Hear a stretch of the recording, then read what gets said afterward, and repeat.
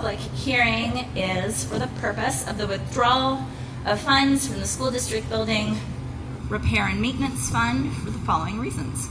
School furnishings up to $10,000, HMHS kitchen stove up to $15,000, HMHS roof covering over cow wall at gym roof and entryway up to $25,000 for a total of $50,000. At the school board meeting immediately following this hearing, the board will vote on an action item regarding the withdrawal from the school district building repair and maintenance fund. So go ahead, Michelle. Sure. So school furnishings, I'll start with that. So what we do is we look at what our needs are, Jim and the principals, and they make that determination. We'd like to do that early summer so that it can all be ready for the start of school. The high school, we need to replace the kitchen stove. And there's an area, because everybody remembers the cow wall is getting replaced, so now we need to replace a roof section because of that covering that was not part of the cow wall project. Jim, just to be clear, that's that skinny part. Yes? Okay. Which skinny part? Jim, can you explain that a little bit more? Sorry. I said it for my own reference, and I should have just said. No, my pleasure. Michelle was absolutely right. Is in '98 when they did the new addition of the new gymnasium, the way to marry the two buildings together is to they put what they call a shed roof cow wall.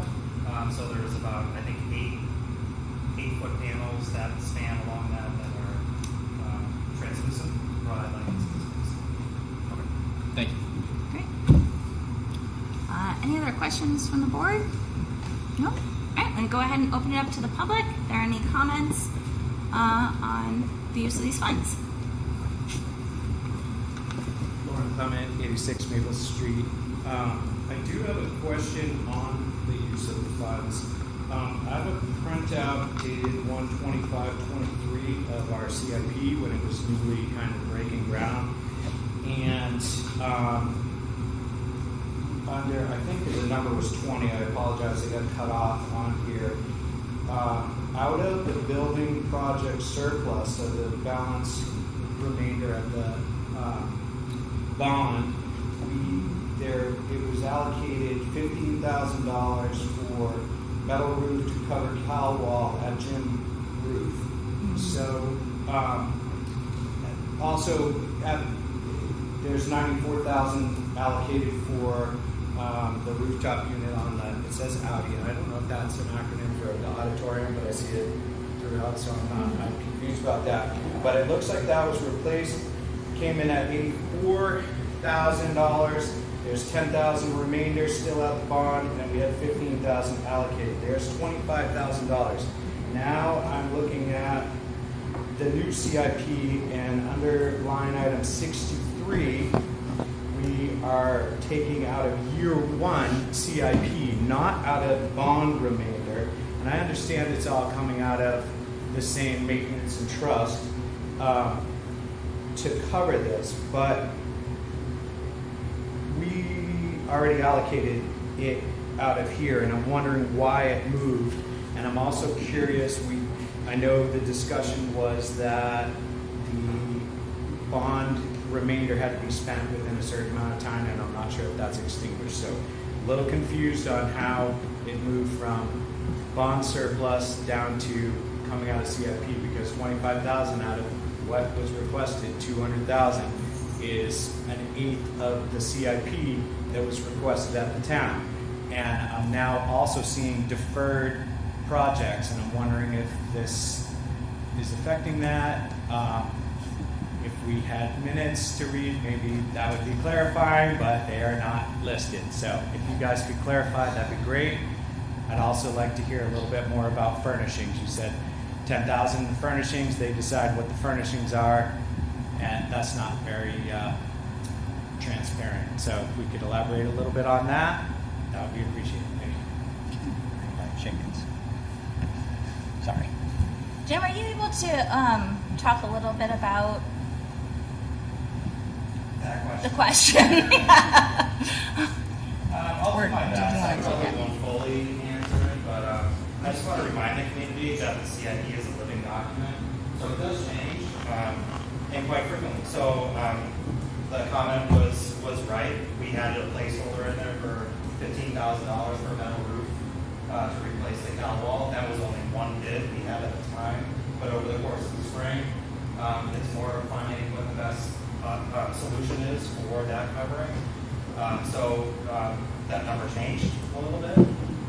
And I can't, again, I know there was a lot that we discussed about with utilizing the rest of the building project money on. And same thing at that point, and what I remember was, I think we only went out to bid for the air handling project, I think in the winter, and we awarded it in the spring. And the number that was in there for the placeholder was way lower than what we actually awarded it. So more money, and I believe we had to expend all of the building fund for that air handler, and then grab money from the public or from the maintenance trust to cover that. So that's my best answer. Great. Chelsea, did you have anything you wanted to add? Yeah, and for the, I think, and clarify if I'm mistaken, but I think for what you were talking about from the building project surplus, that was a majority of the roofing in the gym, and then this is talking about specifically the front entryway, which would be reflected in the cost disparity as well. That helps with the Caldwell part, but it does change a lot depending on what's happening in the committee and as numbers get updated, if that makes sense. So, And this is available online and Yeah, is he's looking at it. live and up to date. yeah, Okay. yeah. Well, I didn't know since you said it was from a January printout, so I didn't know if you had checked in since then. Yeah, so I did print it out, but I guess my concern is that we allocated 15,000, and I believe you said the Audi came under or over? Way over. The Audi air handler came in over. Over. Yeah. Okay. I thought it's listed as $84,531. I don't have it, but we had allocated 94,000. To me, that's nearly 10,000 under. That's Was Maple allocated. Street you're talking about. No, this is No, all this separate. says HMHS, so that's So not Maple Street. the HMHS Audi Is it- RTCU2 is 84,387. The Caldwell for the Maple Street was 93,500, and then the HMHS roofing for the Caldwell, not the front entry, was 165,100. And then this 15, I believe, is to do 1525. Misspoke. Is to handle the entryway Caldwell and to tie it into the gym portion. And these numbers that you guys have in the CIP, just to clarify, are these the exact numbers or these bids that we've gone out and gotten so that they can change? We try to place in bid information into the future as we get information, and then we tie it out as projects are completed so that we're trying to basically keep a running tally of actual. So anything that's in the future is, we might have bids for it, but it's also our best guess based off of what's out there. So if you're looking at like the 26, 27, like that's, I get it. yeah, We're but so, maintenance, but I if you know, look, and yeah, this but can if, affect yeah, everything affects Totally. everything. But if- I still, I Yep. still have, I guess, the answer was that the high school rooftop unit came in at 84,000 yep. and change, and we had allocated 15,000. Where did that $25,000 go? Why are we not? Why is that not allocated towards this project, and why are we now taking it out of the CIP that was requested? It was always planned, I think the HMHS roof was never, it was the major portion of the gym and the entryway were those Caldwells, and we specifically said in our, but as we were discussing it, that we would not address the yurt, as people call it. And then this is to basically be able to do that, to seal up that roof, and address that portion of it. Does that make sense? I guess for the record, I'm gonna say I have some opposition with the transparency on the 25,000. I believe it should have came out of the bond, and now it's coming out of CIP. Please note that. All right. Are there any other comments on the use of these funds? And we'll go over the furnishings as well. Tricia Lambert, 305 Galloping Hill Road. Just to follow on with that, so who makes that decision on what buckets of money it comes out of? I think that's what he's trying to understand. So you moved it out of one into the other. So we're trying to track, like, from what the idea was in January, which he has in on paper, to now, which is online. So who makes that decision? Is it a one person? Is it the board? Is it just the superintendent? Who makes those decisions? So, Just clarifying on the last time we withdrew, Jim, what was the placeholder? I think that's what we're stuck on. What was the placeholder of the HVAC that we had in before the real bid came in? 60. It was 60ish or something. So the original CIP had determined that the placeholder was around 60,000, and it came in at 84. So the discussion of those remaining funds when they expunged, because that was what the board decided to use the remaining funds towards those items, and then at that point nothing changed. There's no new items added. It was we needed to find the funds to make up the difference of what was left in the bond. Who made the decision? Which decision? Well, it moved So the- from yeah, the the- bond to the CIP. The bond went to I zero. run a large CIP, so CIPs do change, absolutely. And there's a lot of emergency situations that make them up. You have a sinkhole and you got to go fix it. I get that. But usually they'll stay within the CIP, and if it's a good one, it'll track pretty normally, barring those emergency situations. So what you're doing is you're moving from one bucket of money. I understand it's the same money, but it's from one line item to another. So how does that decision get made? It's a transparency question. And who makes that decision?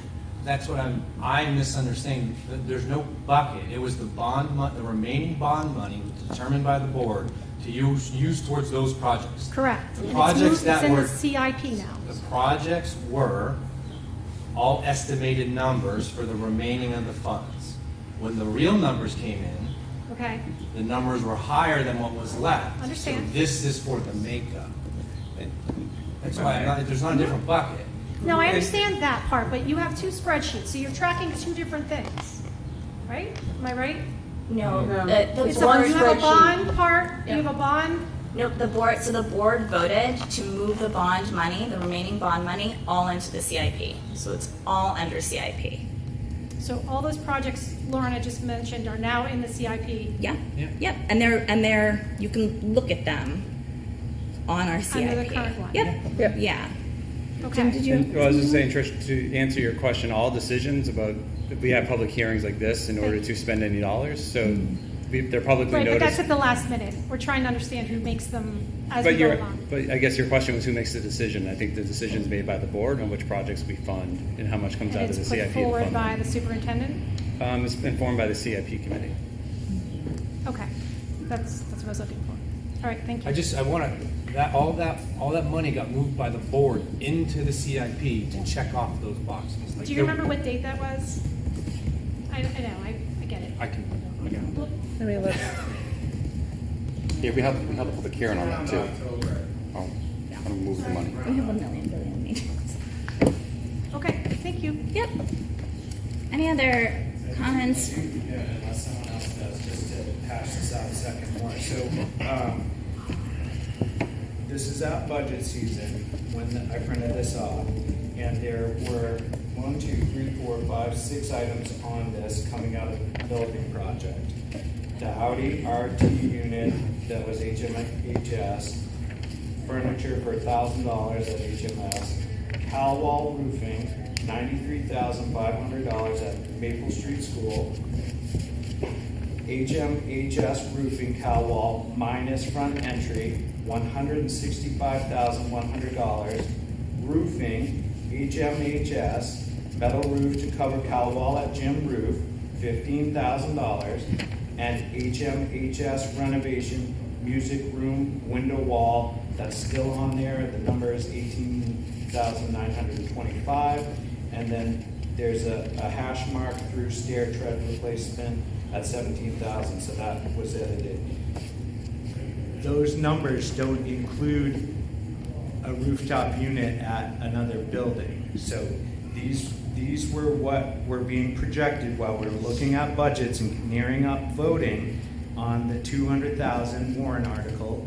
And what my concern is that somehow now that the $200,000 came in on the warrant article, that this money got spent, whether it was spent on an emergency, I don't know, but we're taking $25,000 out of that allocated CIP to keep this process in motion, so we don't have a bond at the end. That's what you've been advertising to us, and it, to me, feels like you're taking 1/8 of what you requested from the town to stay on par, so we don't have to rebond again, and are using it out of that CIP, not out of the bond project remainder, which is what you guys were presenting, and that's where my opposition is.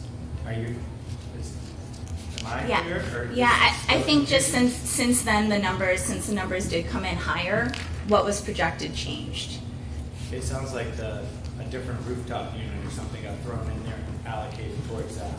I don't Jim, did a believe different rooftop so. unit get? No. Same one we went No, out it's for? just the RTCUT at the high school, which is what it's been the whole time. And it's 84,000, not 94,000. But it was initially, if you look at February, it was initially budgeted, I think, at like 77,000. So if you look at it as Mine these says things, 94 on this printout. Jan. I also can look at a version history that says 77. So like all of this stuff changes as we get information in about pricing, which is super due to the market, and the building surplus is what the building surplus is. Like, it's literally a set number of dollars that have to be used for a certain amount of projects, certain set piece of projects. So with the living document, I understand that. I just, no, I'm actually trying to help. With a living document, version history can be important when we're tracking numbers. This is the first time we got a living document, so it's also a challenge because if it's not a living document, then people can be looking at the wrong version. So we have to navigate. If we're gonna have a living document, we have to have a navigate of where it started to where we end up. I guess on that note, I've also looked at, you have two versions, 1 and 2, the old Excel spreadsheet and the current. Is the Excel spreadsheet no longer getting updated because it didn't appear to be, but I'm still kind of confused about that one and focused on the front one, but No, it's that live updates. they're both getting updated, okay, Yep. thank you. Yeah, it's automatic. That's clarifying. Yep. I still have transparency issues on this, and that's what my point was. All right, any other comments on the expenditures of these funds? Any other questions from the board about the funds? Did you have anything specific for the furnishings? Is this like new stuff or is this wear and tear? Can you talk a little bit about that? Sure. So I meet with the principals pretty regularly. Furniture is always a topic of conversation as far as what the needs are. So this 10,000 so far, even though I don't have every single quote or bid or item yet for the majority of it. Again, we always need seating over at the middle high school. We have a staff member that needs a desk. We have some waiting area seating that needs to be replaced. And we're looking at a conference, flexible furniture setup for Harold Market School. Great. Furnishings in our district are severely behind. So this will be a topic for, I think in the CIP is at least 5 to 6 years, I believe. Yeah, every year. Okay. Is there anything else the board needs for this? No? All right, I'm gonna go ahead then and close this public hearing. If anyone needs to, and then we'll be voting on it in our regular meeting in 30 seconds. Does anybody need anything before we launch into the next one? No. All right, hold on. I do. All right. Can we just keep going? Just You roll gotta right close into the it, next? you gotta close it, and then Close you gotta it. open it. Oh, you close it. I did just All right. close it. Now you can reopen. Now we'll go ahead and reopen. All right, so I'm going to go ahead and call to order the regular meeting of the Hopkinton School Board on Tuesday, June 13th, 2023. This is our last school board meeting of the school year. We have a full board with us tonight. We've got Rob Nato, Jim O'Brien, Norm Goupel, Dulcie LaPoma, myself, Andrea Folsom. We are also joined by Superintendent Mike Flynn, Business Administrator Michelle Clark, Curriculum Assessment and Instruction, right? No, Professional Development Director, Becca Gagnon, our administrative assistant extraordinaire, Jody Condon, and our student reps, Noah Ephraim and Flo Dappas. So let's go ahead and stand the Pledge of Allegiance. I pledge allegiance to the flag of the United States of America and to the republic for which it stands, one nation, under God, indivisible, with liberty and justice for all.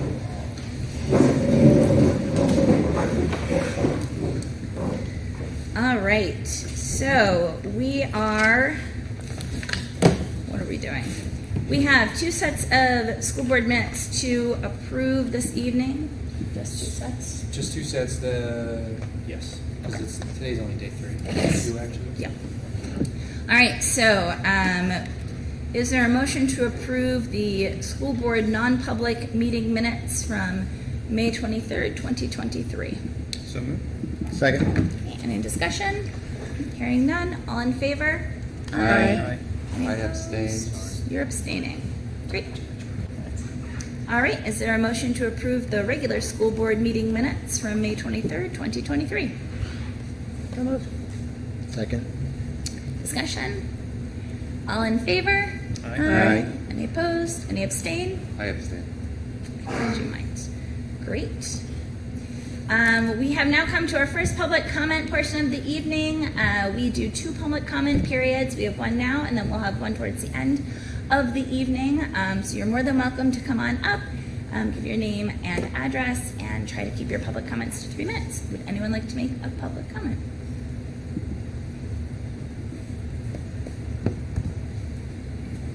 Dave Lambert, Galvin Road. Just to piggyback, so all this furniture at Alabama River never replaced in such bad shape. When you get rid of the really bad stuff, you can send it to Manchester. It is a lot better than anything we have. My desk is at least 60 years old. You know, I had to make my own school, so they'd be fantastic. Thanks. I'm sorry to hear that, but thanks. Any other comments? All right, I'm going to go ahead then and close public comment. You'll have a second chance towards the end. So we have student representative comments. Yep. How's it going, guys? It's going great. We've got a lot going on, but there are only like 2.5 days of school left, so we're almost there. Who's counting? Yep. We had graduation last Friday for the seniors, and it was very well executed, thanks to Miss Vaughn and Miss Sintos, a lot of other staff members, junior class, and parent volunteers. So congratulations to those graduates. And our last day of school is this Friday. It's a half day for most of the district, but high schoolers, it's like optional if you like have to make up stuff or whatever. We're in the middle of finals right now at the high school, so it's sort of a different schedule than midterms. We only have 2 finals a day, and it's 2-hour blocks each. So school basically ends at 1:15, unless you have like to do remediation, which is nice. People like the schedule, but everyone's like, is this the last time I'll ever have to do finals in high school? You know, they wonder about that. We're still hoping to work on gym credits, sports as gym credits, but obviously things are winding down towards the end of the year, and most of the clubs are sort of wrapping up now. As to your question last meeting about the composters, Mr. Miner just moved them with his 8th graders today towards this new greenhouse area that he's building, which looks amazing, by the way. Like, they got a grant from Hopkinton Public Schools Foundation, built this whole greenhouse, and now they're doing like a little picnic area with the composters next to it. So the composters will be over there, and like organic waste that we've already composted will be packed into one of the wooden composters with leaves on top, so it can kind of just decompose over the summer. And it's already most of the way there anyway. So yeah. All the sports teams are officially finished. The boys this Sunday, state champions. And middle school performed Macbeth yesterday. I heard it went really well. The torch run happened last week? Yeah, I think. Yep. The civics class had their mock trial. I'm not sure what the verdict is, but I know years past it's always been a hung jury, so it probably was. Sports awards are tonight for the high school, and then tomorrow is the middle school sports awards. And the 8th graders are going to Canopy tomorrow. Lucky them. That's fun. Excellent.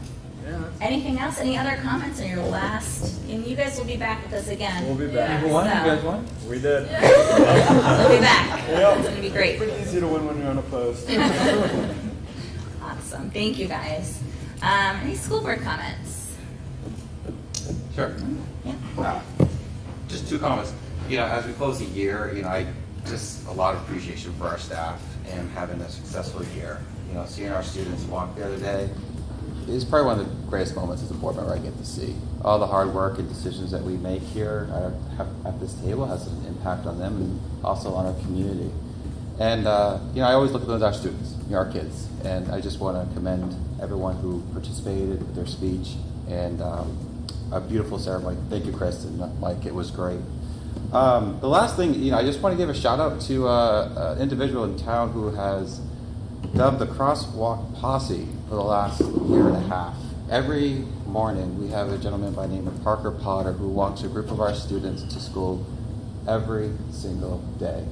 And as you know, Mr. Mike's is a very dangerous place for our students to cross, and he has taken the time out of his day to meet our students and get them to Maple Street safe. And I just wanted to publicly thank him for doing that for our students. And as a dad of one of the children, it goes a long way to see that my child's outside and walking to school, but being safe also. So thank you, Parker. Yeah. It's fantastic. Do anything? I don't think anyone. Did you have something you want to say? No. I had already gone around. Excellent. Okay. I think we're just going to leave you with the last speaker. Anything? No? Wow. All right. Okay, so we're going to move on then to current business. We have a lot of current business today, but we're starting with something really fun and special. Mr. Kelly, do you want to introduce? You want me to introduce? Sure. Come on up. Mr. Kelly and this is Joseph. Yeah, it's, I know we've taken the time over the year to acknowledge our sports teams that have gone all the way to obtaining a state final, which is really special. But I also wanted to acknowledge Joseph Beardorf, who is a rising ninth grader. And you going to Canada tomorrow? You excited? Yeah. I'm excited. And I'll let him talk a little bit about what this medal is. But he recently participated in the state games and Special Olympics at UNH at the beginning of June. But I don't want to steal his thunder. But I thought it'd be nice to just have him talk a little bit about what he did to earn this wonderful gold medal. Have you earned your medal? I earned a medal for the backstroke. Ooh, wow. And then you have a few ribbons here as well. Ribbons is for freestyle. Oh, Freestyle. wow. You have a lot of ribbons, too. He's an excellent swimmer, probably would beat me in the pool. But we're really proud of him. And Sharon's here, he is his case manager. And the three of us accompanied him as we did the torch run. Last week, it was a little warm. Joseph actually kept the pace going. Sharon and I had to run pretty quickly to keep up with the pace. But it was great to see him carrying the torch and have some of his classmates around him and enjoying that experience and then going on and having the success this weekend. It's just a great thing to come to school on Monday and hear about. So just congratulations to Joseph and all of his efforts. Yeah, thank you. On behalf of the board, this is fantastic. Which do you like better, the backstroke or freestyle? Well, and you won the gold, so clearly you like it better.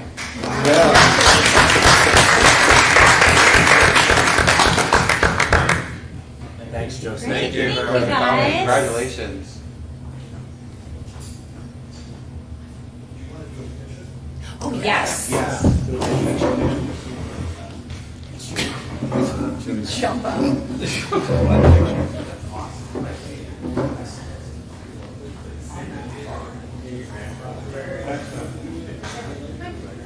Oh, sure.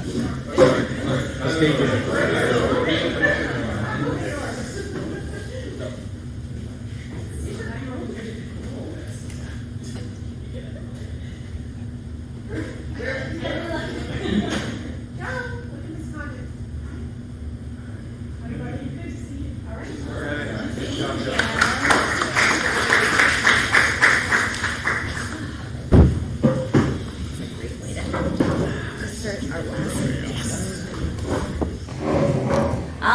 right. Well, that is the very best part about our evening. Well, it's great to all Now year. we can I have think reports. we had a good job of all representatives from a Across lot the of the school. things that our students are doing throughout the year. And we'll continue that next year and continue to bring forward and show what we got going on. Next year we'll work our way down a little bit into maybe lower elementary and elementary to see what some of the successes they're doing. So.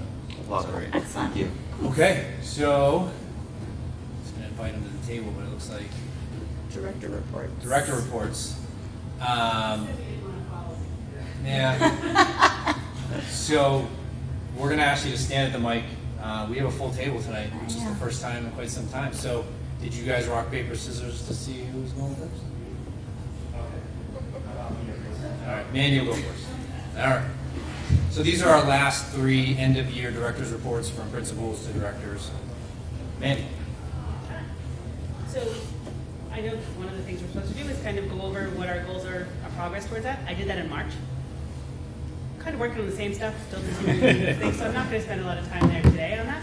But before I jump into anything else, I really just wanted to publicly acknowledge Sally Minatelli and all her years. I've told her this already in person, I think 3 or 4 times now. Just the impact that she has on our kids. The adults are impacted by working with her too. So I just want to make sure that I publicly thank her because that many years in one place is unheard of. And Hopkinton has a lot of teachers that do that, so it says a lot. Anyway, so since my last report in March, really from a numbers perspective, percentages, things like that, hasn't really changed. 1 or 2 kids go out, 1 come in. It's about 19%. Still really though, as we wrapped up this year and had wraparound meetings and things like that where we talked about how can we improve on what we're doing. Really, I think that the direction in those conversations is going to help bring those numbers down a little bit. So it's continued work, it's collaborative work. Definitely not an overnight or even a 1 year worth of work, but I'm excited where it's going. Probably about 3 weeks ago now, 4 weeks maybe, the New Hampshire Department of Ed gave us our LEA determinations. Last year we were in needs assistance, but we were 1 in almost all districts. We're in need assistance. This year overall we meet requirement, so we're great there. Still some areas that we can find and pinpoint and say, oh, we can improve there. Some of which are just the way they collect the data, can't do much about those, and some are areas that we can look at and say, okay, how do we want to do better? None of those are compliance issues, I just want to make sure I say that. So we're all good there, but again, I think some of this work that we're doing when we think about our tiered system of supports will really just impact that too. You can view the report online. I wanted to link it to this, but apparently that link is not working today. Sorry. So if anybody ever wanted it, just email me. I can send a copy. And then really the rest of my work this year, since March, has been, okay, how do we prepare for next year and the summer and wrap up this year and make sure we're doing all the things. So as I told Mike today, I'm showing up and I'm doing the things. Maybe not as well as I'd like to, but it is what it is because it's just so hectic trying to get it in balance all.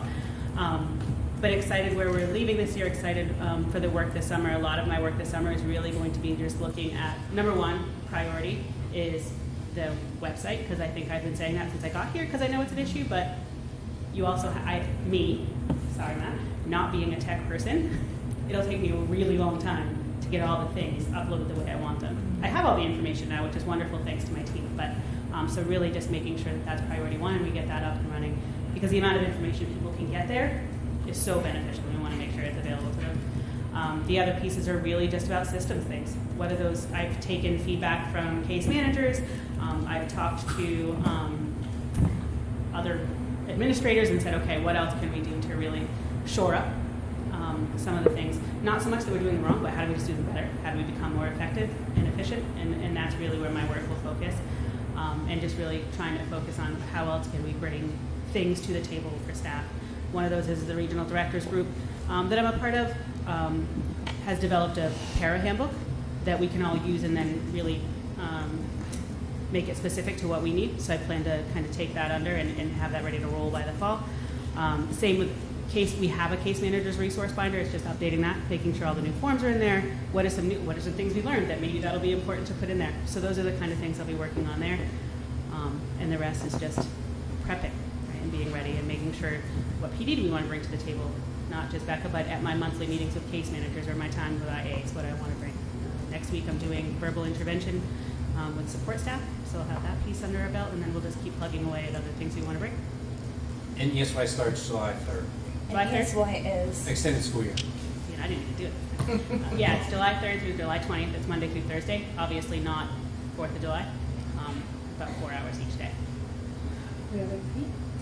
Any questions? I was going to ask actually about the extended school year program. I know last year it was a bit of a struggle to get enough staff for it. How has that been this year? Any better or similar? It's better, yes. Okay. Getting there. Okay. It's just a matter of there's some moving pieces that like you just kind of learned about, in the sense that students in, students out changes a whole lot of things. Staff that maybe signed up initially are like, oh, wait, just kidding. Just because life happens. So just maneuvering those, but I should have those shored up in the next couple of days. And for ESY, is that the district sort of will tap the kids that are doing ESY as a result of ongoing either wraparound or 504s or IEPs? Yeah, so that's district defined. From a special education standpoint, we have to offer that to all kids, and it doesn't have to be those 3 weeks. It happens to be that we're offering that, and if that meets kids' needs, really the whole point is not to say we're going to take Mandy's goal for math and make it that much better before September. It is, we've recognized with our data that without some sort of intervention during the summer, there will be regression, more than what a typical summer slide would look like. Yeah. And we want to make sure that that doesn't happen. So that's our programming. So most of our kiddos are coming during that week, but we have a few that just doesn't work for them, but they still need it. So we're just getting creative in how that looks. Great. Great. I had a question, just an observation. I just want to say thank you. A lot of people have said you've been so accommodating when it comes to answering their questions and accommodating their child with a lot of support. And they said it's been really great with your support and help over the last couple of years. And just wanted to say it to you again, like I did last year. Thank you for a great year. Thanks. Good team. All right. You're off the hook. Thank you so much, Mandy. And you don't have to stay. That should just go without saying. Yeah. Hello. Yeah, Jim Rosicki, Facilities Director. I too, like Mandy, was a little bit confused. Not confused, but are we doing like a full year wrap-up update or just the past couple of months? So, I prepared for the kind of a full year update. Perfect. I'm going to be very brief because I believe Mike shared it in your packet, so there's some data in there. I guess I just want to, again, I haven't even made a year yet, so I guess I would start off by saying thank you for this opportunity. I really have grown to care for and really enjoy the people in this district in a short time. I really want to publicly thank Michelle. Michelle's been such a huge help, providing me history, just past information, a lot of data. I haven't been, I had a struggle at the start with just understanding like the financial piece of the way that Hopkinton does things, so thank you for your patience, Michelle. But, because every district runs a little bit differently, and but everybody has shown me a lot of grace, even when I've been difficult to kind of understand everything. So just want to thank the SAU staff. Mike has been awesome and really just given me, I wouldn't say carte blanche, but a lot of freedom to express my ideas and my thoughts. And it's a really good environment to grow, to try things, and to be heard on if you have good ideas or want to incorporate stuff that you've learned in your previous career. So I just want to thank you guys for that. I've also enjoyed working on and serving in 3 different committees, which was CIP, Safety and Security, and Energy Management. I won't tell you which one's my favorite, but I think they were all just really fun. And I think the one thing I've learned most of all was the passion that people have when it comes to safety, when it comes to future planning and how important that is, and then especially for our environment. This district has everything, and I'm very grateful to work with people. I'm actually really thankful to work with people from the board. I didn't have that in my last school districts where board members were actually present and took really active roles on committees, and this board does, and I'm appreciative of that as well. I know it sounds like I'm thanking everyone, but I mean, with 2 new principals and Jake, the assistant principal, and also Chris, obviously, but they've become, more friends. I really have grown to value them. We communicate frequently.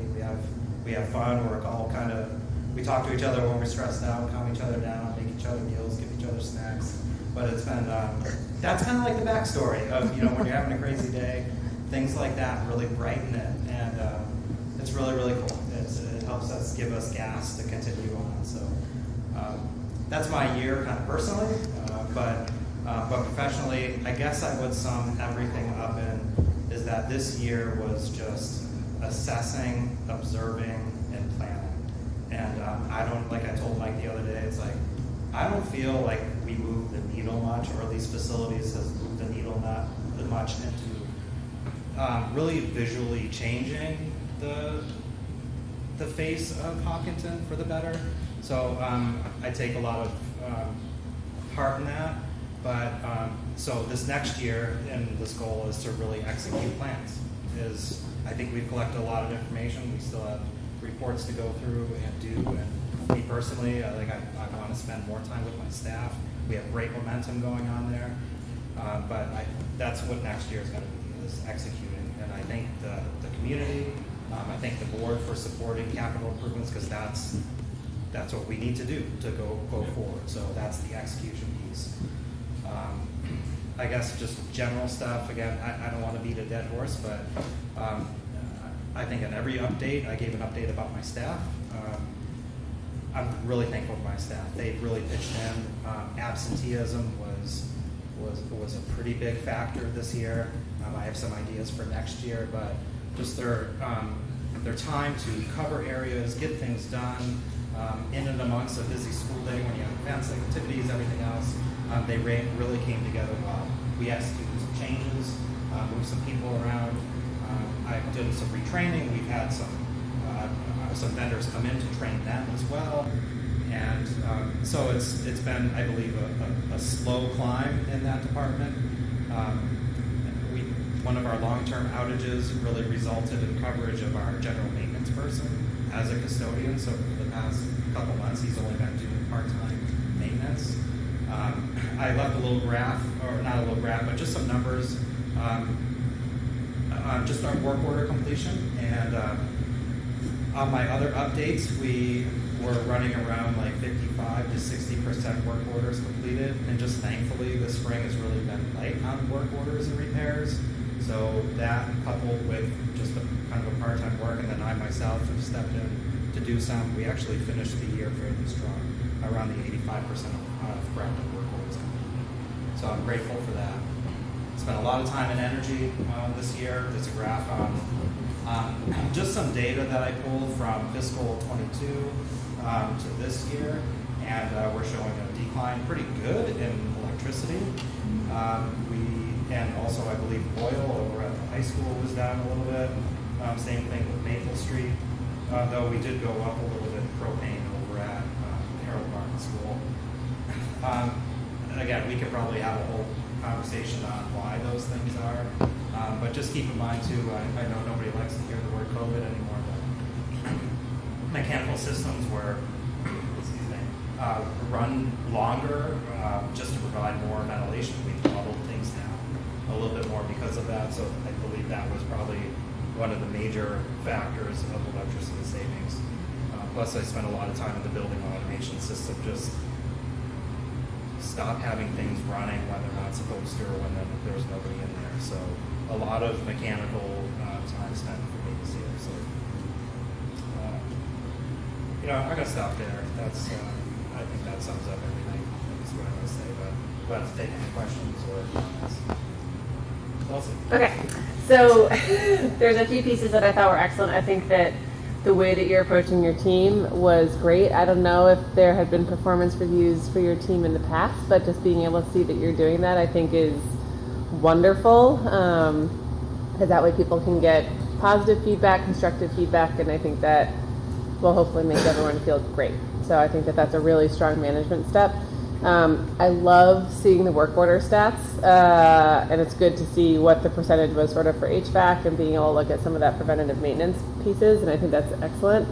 And it was really interesting, I think, to see all of those energy numbers coming down as you did some of that work. I mean, just the electrical numbers at the high school going, can I say it out loud, is from 70K to 47 in kilowatt hours is wild. That's a huge improvement. So I think that that's like just this level of information and insight into the way that the buildings are run and the way that you're thinking about them and working on them with your team, I think is really, really helpful. So thank you.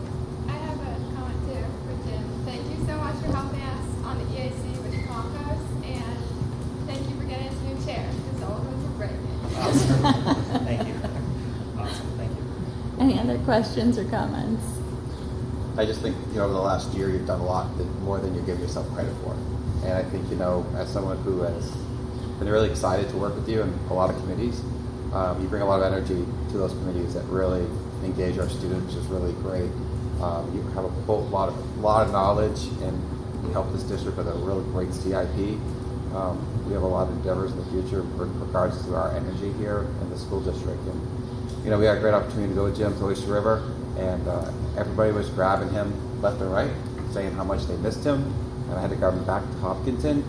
But he was proud of the facilities there, as he is proud of the facilities here too. And I think that's where I see, as a board member, your passion to keep our facilities in good shape, which we need to continue to invest, but also how proud you are of the work that you're doing, and that reflects on your employees. They're all great.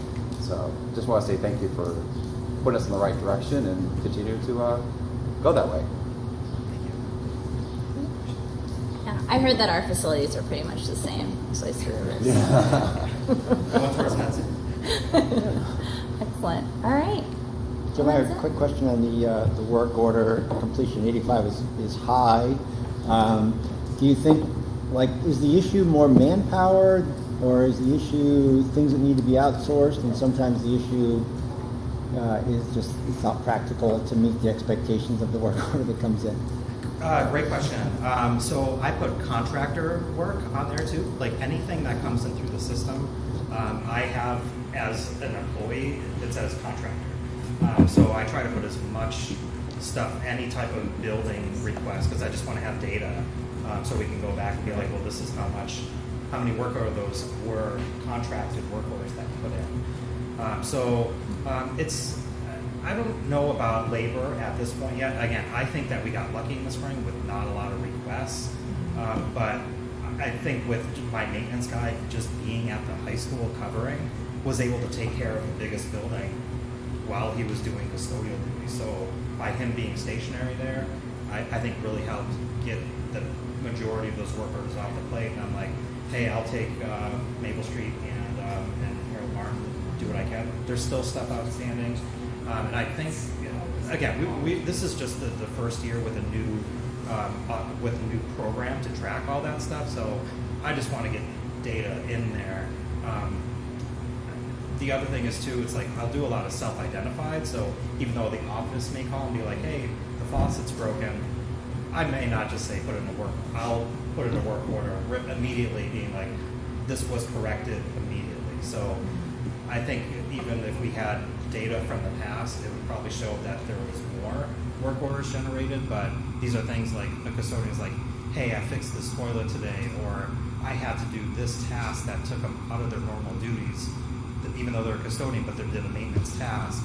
I still wanted to capture that as a maintenance piece, just so we have a record of how many plumbing issues we have over at Harold Martin.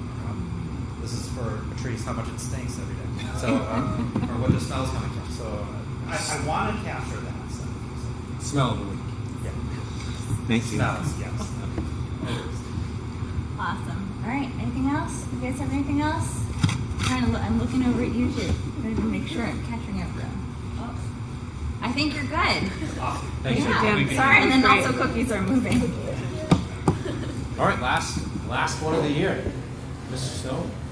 I will try to take us on. So, yeah, it's been quite a year. I always like to focus on the education piece first because that's the most fun for me and for most everyone. So I'm happy to report that our elementary students are doing a lot of programming of drones and robots lately, which is really awesome. At Harold Martin, we do keep them on the ground because that would be chaos. Evidenced by the fact that at Maple Street, we do have some flying drones that they've been working with lately, and you will be happy to know that the damage to the ceiling is very minor. So there were some programming issues when it flips and then go down actually means go up. There's some stability issues with it. But so that's always fun. Of course, a big part of our educational program is our one-on-one Chromebook program. It's been a big change in our environment. We're now 2 years in. As of this year, our damage rates are actually up a bit this year, which is a little bit concerning. About 20% of our Chromebooks were in for repair at some point this year. That doesn't mean 20% were damaged physically. That could be they weren't connected to the Wi-Fi. Keyboard gets sometimes it's a new language. There are a lot of issues that happen.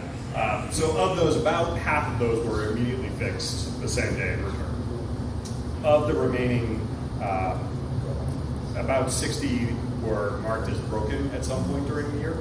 Of those, we were, and I should say, more than that were really broken.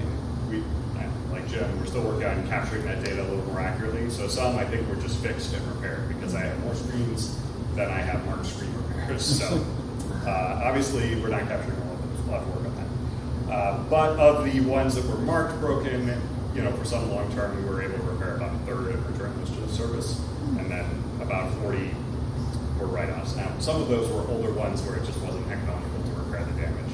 We're not going to do a $60 repair on a machine that has a residual value of $20. That doesn't make a lot of sense. So some of those are just about, a quarter of our, about 15% of our Chromebooks are really hitting their end of life in the next, 2 weeks, really. So those, if anything goes wrong, the student gets a new Chromebook. The seniors did turn theirs in as part of their end-of-year project, but the underclassmen will be keeping theirs for the summer. We're going to see how that goes. That'll be our first time. We did collect them last summer. The good news is they auto-update. Obviously, we'll do a check-in for inventory in the fall, see how that's going. That'll be an interesting change. It was also the first year of a new printer and copier program, so that's been certainly fun and interesting. We worked with two companies, Specialized Purchasing, what the people actually we contracted with, and then Konica Minolta provided the devices. SBC sort of does a large bid and then breaks it out, so we get better pricing that way. As far as the devices, it's been wonderful having new devices. We have many, many fewer print issues this year, so that has been great. The cost has been pretty much in line, a little bit lower than we anticipated, but overall very good. And then the service from Konica Minolta has been outstanding. When something does go wrong, they're often on site within a few hours and almost always within 1 day. That's really been great. We did have some challenges in sort of the account management side.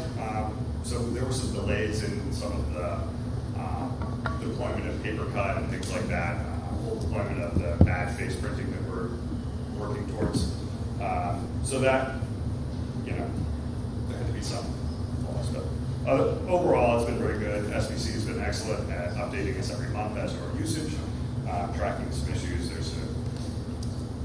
It's interesting to see how it shifts. We budgeted based on actual numbers from last year, but our usage changed. The SAU is using less color, Harold Martin is using a lot more, so we're trying to track down what that is. Interestingly, sometimes that tracks like what math program we're using. Like if they have a lot of math that you have to print out, the usage spiked a couple times, and then we switch and you buy the booklets. We spend a lot more on booklets, print as much. So some challenges like that.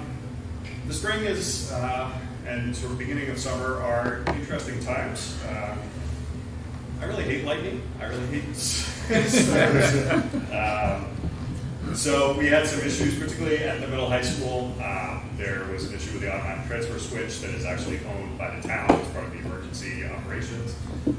So when we had some power outages, the building lost power for an extended period until someone was on site to fix it. Of course, it happens in the middle of the night. So we actually had some equipment damaged in some of those. Fortunately, it's relatively minor, but we had a large number of phones die this year, and certainly a lot in that last storm. So I think it's a good sign that we're replacing our phones because the old ones are quickly getting their end of life. I replaced more this year than I had in the previous 5 years, so it's done. That being said, otherwise, the power outages were, I think, a good reminder of how important our networking pieces are, because when those did not come back up, after they were off for 10 or 12 hours, they required a lot of manual resetting. So we have some work to do to see why that is. Hopefully, our goal is the buildings come up as much as possible whenever power is restored. But we found some challenges in that this spring, so that'll be an issue that we work on really someday. And then the last area I wanted to focus on, Aspen is our student information system, and we have decided to sort of reinvigorate that. So we have some great projects ongoing. The online registration is up and running. The mobile version is, we're just working out one last issue with how parents can upload documents through that, but they'll be able to do it on the phone soon, and they can do it on a computer like that. We will be, hopefully, as much as possible, having a paper-free return to school. So the returning student registration, or that lovely packet that you get every year, will no longer involve filling out your kid's name 14 times, because we already know who your kids are, so we should be able to do that. So my slight dictatorial message to principals has been, we're getting rid of all the pieces of paper that we possibly can, so if you have anything that you don't tell me about and you send them home, I will yell at you, but that's fine. Love it. And then Becca has mentioned the work on some of the standards-based grade books. So we are starting a pilot project at the high school. We're meeting on that next week. And then obviously some of the future work involves updating how elementary teachers use their standards-based grade book to be more responsive and more, better reporting to parents on an ongoing basis, as opposed to just 3 times a year. So that will be exciting work. And then part of that process is getting the elementary parents to use the parent portal, as middle high school parents largely are used to at this point, to track attendance and grades. One of the big things, since we didn't really have grades in there for the elementary students, there wasn't a lot to see. You could see attendance, but you kind of already get a call from the school, so it wasn't as important. That's what's going on. And that's sort of the wrap up for the year, but I can't help but say, obviously the summer is a huge time for us in terms of projects. We're very excited to do some network upgrades. We'll be doing a whole lot of maintenance work that can't necessarily be done, when you have 1,000 students counting on stable internet access. But it's a great time to, sort of take a look and refresh and then set up as much as possible for success next year. So very much looking forward to it. Excellent. Thanks, Matt. Really quick on the damage stuff that's been going on. So Matt and I talked about this. My previous district, we were already one-to-one prior to the pandemic stuff. So you're starting to see what was coming in, and we discussed, we had an insurance plan, pay $15 at the beginning of every year and it's covered, or if you don't pay, then you pay full price for repairs as they become more and more used. So that's something we're looking into to see if it's the right price point for Hopkinton and what it may or may not look like. But as they are now all one-to-one, obviously more damage will be coming. We want to make sure we're protecting our investment, essentially. Yeah, is there any penalty right now for students if they repeatedly break a Chromebook by accident? By accident, we have charged. You slipped. We have charged in areas where it was clear that the damage was intentional. And to be honest, it was part of our COVID response, was saying we will cover this for the initial period. That was part of our deliberate decision. But certainly, I think that's something we could definitely look at in terms of having some revenue to cover those costs. Do we still have the buyback program on those, Rob, like we did in finance? No, we talked about it, but that was never executed. Yeah, never executed. Okay, all right. Matt, I've got. Go for it. I got 2 questions. So the first one on Chromebooks and the damage rate, and my early 2015 MacBook. So can you assess in terms of where we're buying on the quality scale, how that's related to the damage? So where are we on the food scale of what we're buying, and if we were buying a little higher, would we have less damage? It's possible. We are definitely buying traditionally fairly inexpensive devices. That being said, most of the damage has been screen damage, and most of that, I would say, was going to happen regardless, short of having, fairly high-end machine that would have a very stiff frame to absorb those shocks. There's just not much that you can do when you have two giant textbooks squeezing a device. Backpacks flying through. So it would be an interesting experiment to run. I don't know that there's great data on, how a school damage rate changes if you change that. I'll see if that wants to report it. Okay. Second question, online registration, all the paperwork that I don't miss. But I'm thinking about the free and reduced lunch applications, as that impacts our revenue and it's often ignored even by people who qualify. Is there some way to deal with the choice architecture there so that, one, people are getting that resource? That one's a little bit of a tricky one, so that one I think actually may be a piece of paper. But I think the plan is actually to distribute it to every family, and then say, return this anonymous, return this confidentially, and have that.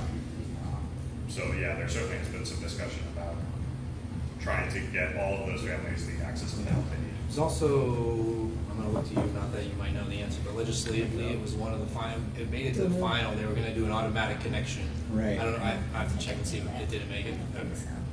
Yeah, there is some, I think, automatic enrollment. There is. If you're on Yeah. certain benefits programs that leads into automatic enrollment in for lunch. But I feel like it could be more robust.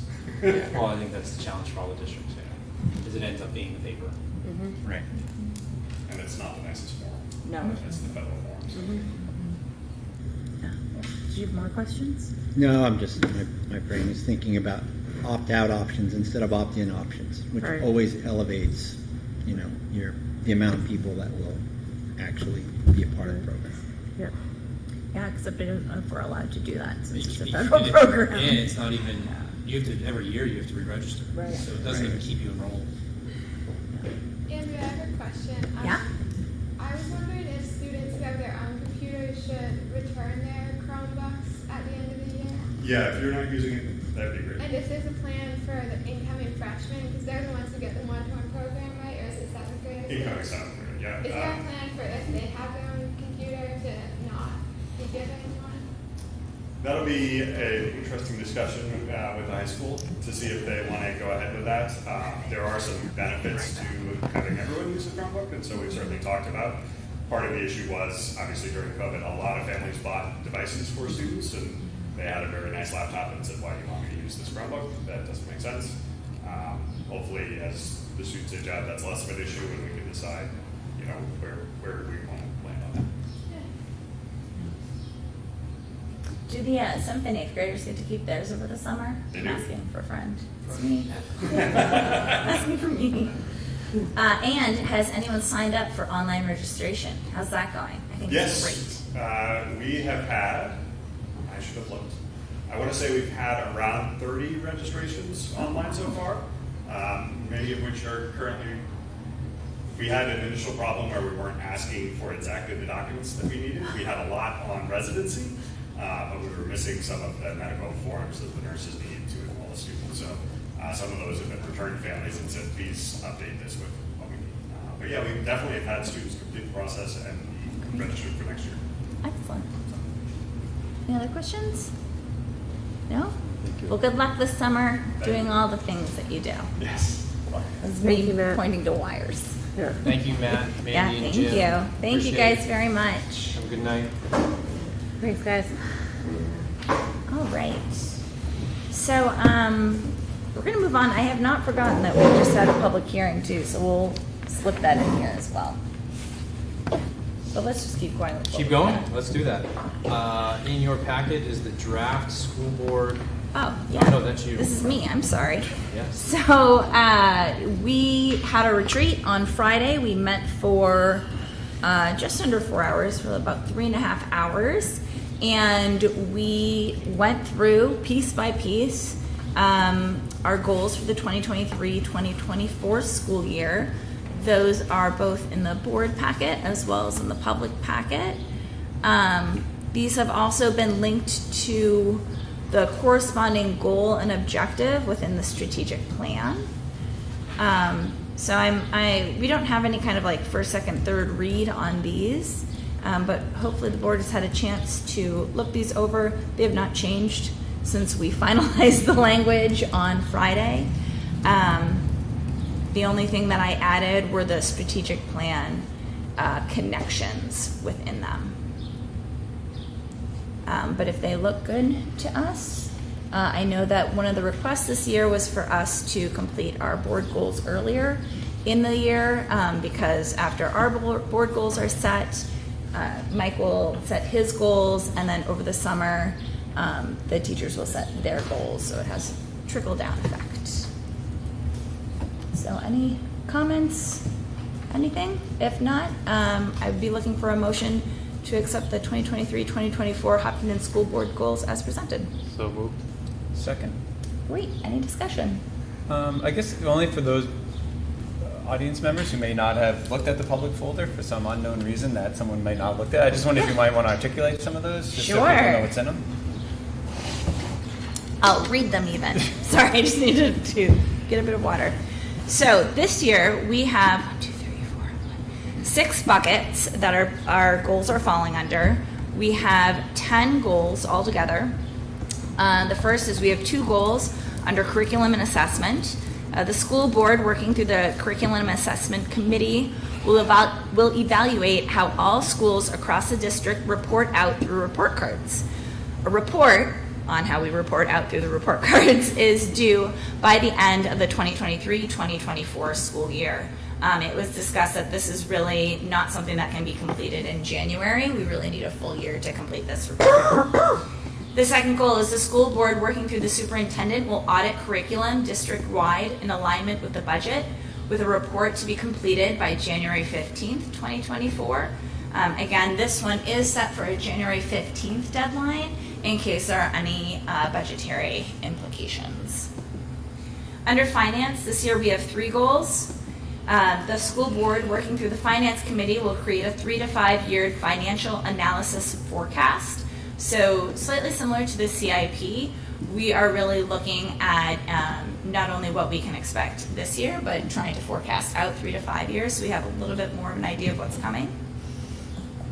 The school board will articulate reductions throughout the budgeting process that will lead to budget growth restraint. What this means is if there are any changes to either programming or staffing, if there are any savings, that we are going to work at continuing to articulate where those savings are and how they impact our budget, because they can oftentimes be a little tricky to see.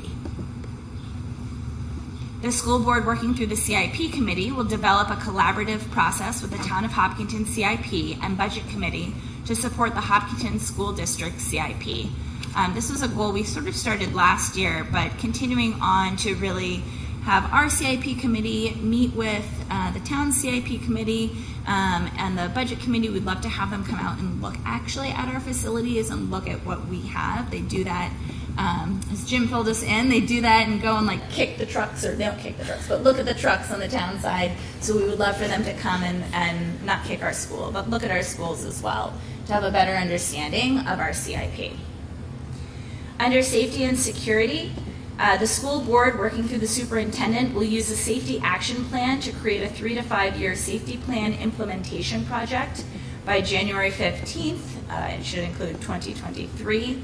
The safety action plan is something that we created last year. I know that if we were to go all in, it had quite a hefty dollar amount. We were pretty clear that that was not something that we were, after reflecting on it, not something that we wanted to bond out necessarily. And so, similar to the CIP and our other financial planning, we would like to see how we can work these safety proposals into our CIP and our general budget. Under communication, the school board, working through the superintendent, will support the continued improvement of organization and structure of the district website to improve accessibility. Last year's goal really was around funding to see if we could hire like a part-time communications person throughout the budgeting process, it quickly became apparent that that was just not, it's just not something that makes sense for our district. However, our website and continuing to update it is something that we feel that we can do. So we want to focus on that. Under sustainability, the school board working through the Energy Management Committee using the Energy Management Plan and Energy Audit will develop a 3 to 5 year implementation plan. So you can really see that our goals this year are really focused on not just looking at the current school year, but really trying to start forecasting out so that we're not caught by surprise, and so that our residents are also not caught by surprise at future asks. And then finally, under personnel, we have 2 goals here. This one was from last year, which is the school board working through the superintendent will establish multiple pipelines to recruit, attract, and retain the highest quality personnel. I think we did a pretty great job on this year. We had several really wonderful student teachers that our students benefited from. We had folks going to job fairs at Plymouth, I believe, to try to attract some newer teachers. And so we really, as a board, would like to see that continue. And then finally, it's that time of year again. The school board will negotiate a new 3-year contract in good faith with the HES union. So HES is for our IAs, our instructional and inclusion assistants. And they were on a 2-year contract in order to get them off of being at the same time as the HEA, which is our teachers union. However, they would like to go back to a 3-year contract. So this would keep them into the future off of the same HEA track, because that is no fun for anyone. So that's it. Those are our goals. Thank you. I think they're great. You know, they're good challenges. I think they'll be awesome, and I look forward to see what Mike comes after this is voted on. Well, if we get them all done, we really will have a lot of some new reports created, as well as some additional living documents that I think both the board and the community can use. I mean, the board specifically can use in our budgeting process, and the community can use as an educational tool as well. Yeah, and so if we approve, do you want to add under January 15th, 2023, pursuant to that change? And then I don't know if we also want to put a January timestamp on the sustainability goal, just so that it's tied to something. We should hopefully have it be done sooner based off of our committee's timeline. Yep, 3 to 5 year So minutes. just trying to keep them all time, those ones at least time bound. By January 15th.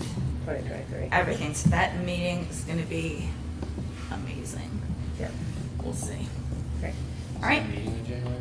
No, I have no idea. All right. So I added 2023 to our safety and security goal, and then I added by January 15, 2023. 2024. Oh, you're right. Right? Can't go back in time. All right. Updating it 2024, 2024 for both of those. And it was correct as 2024 under our curriculum and assessment goal.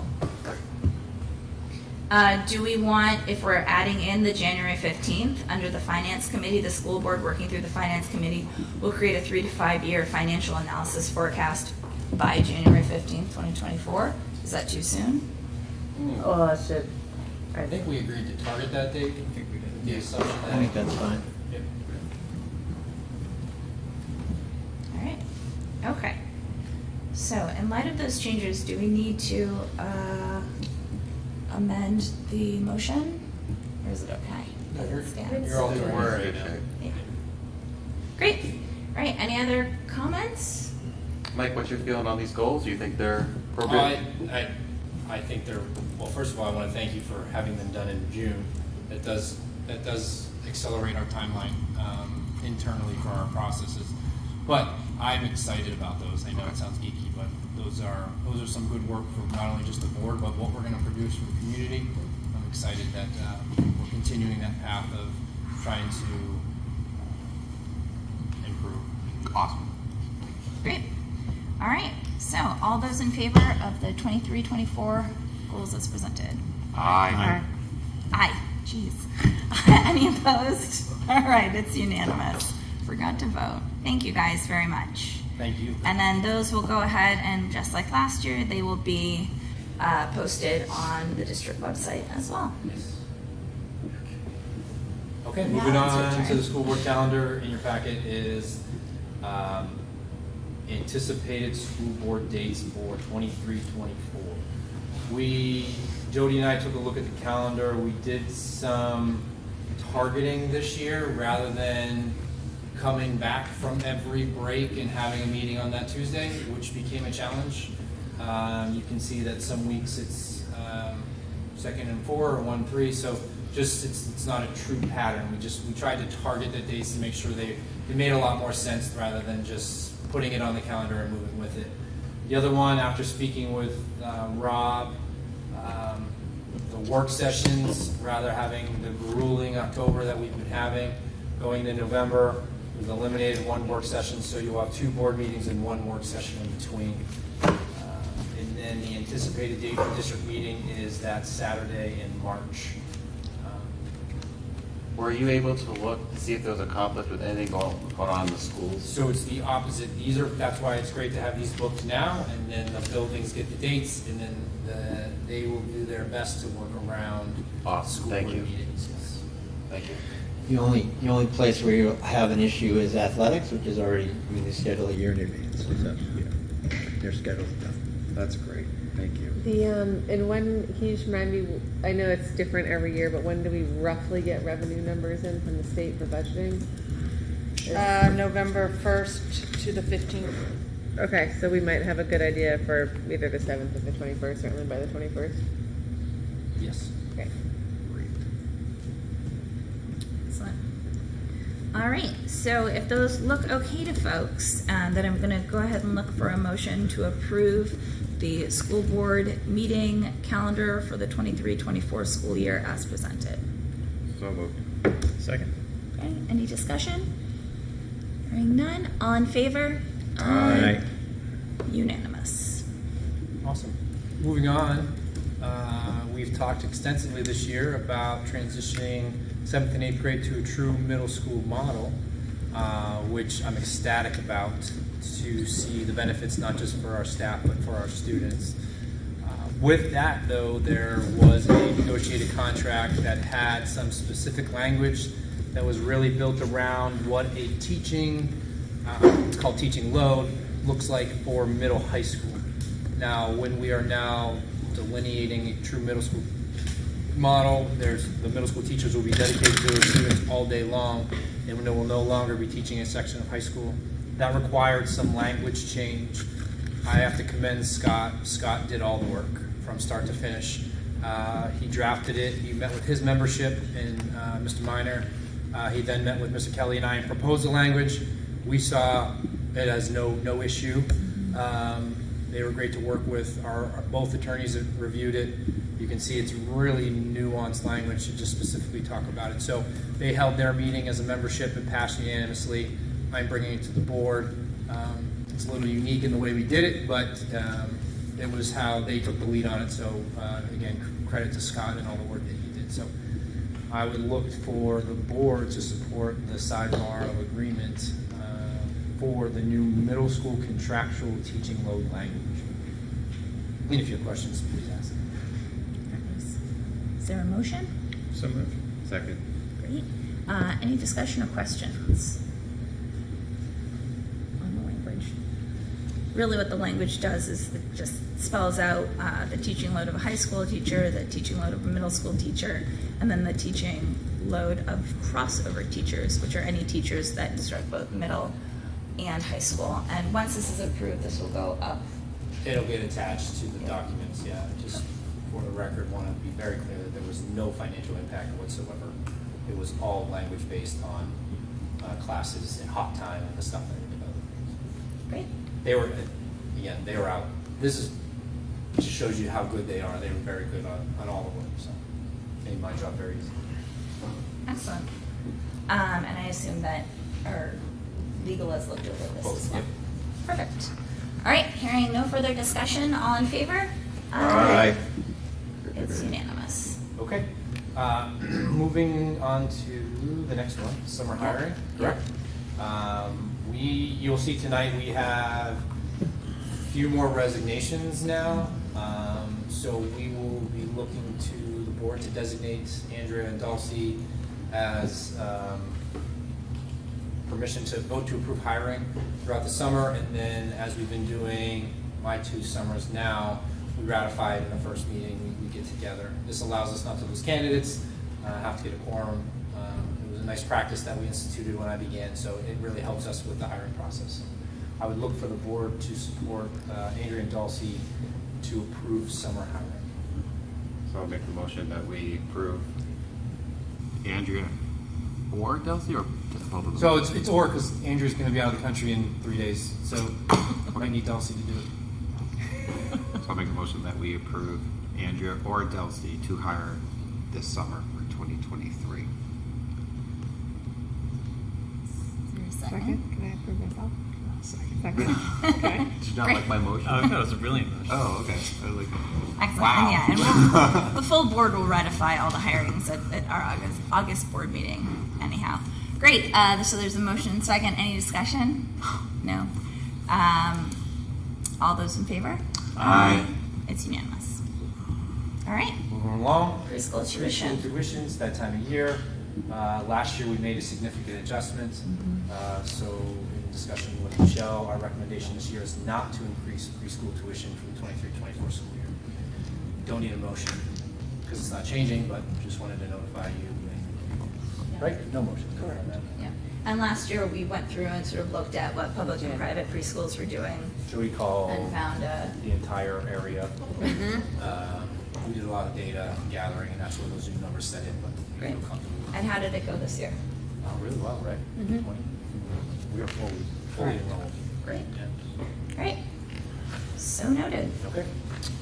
All right, so on to the continuing conversation, the surplus discussion. I'll bring Michelle in a second. She can speak a little bit about the numbers. I would just like to say that if you click on the link, I know Rob had mentioned about prioritized list. So that what you're looking at now has changed since the last time.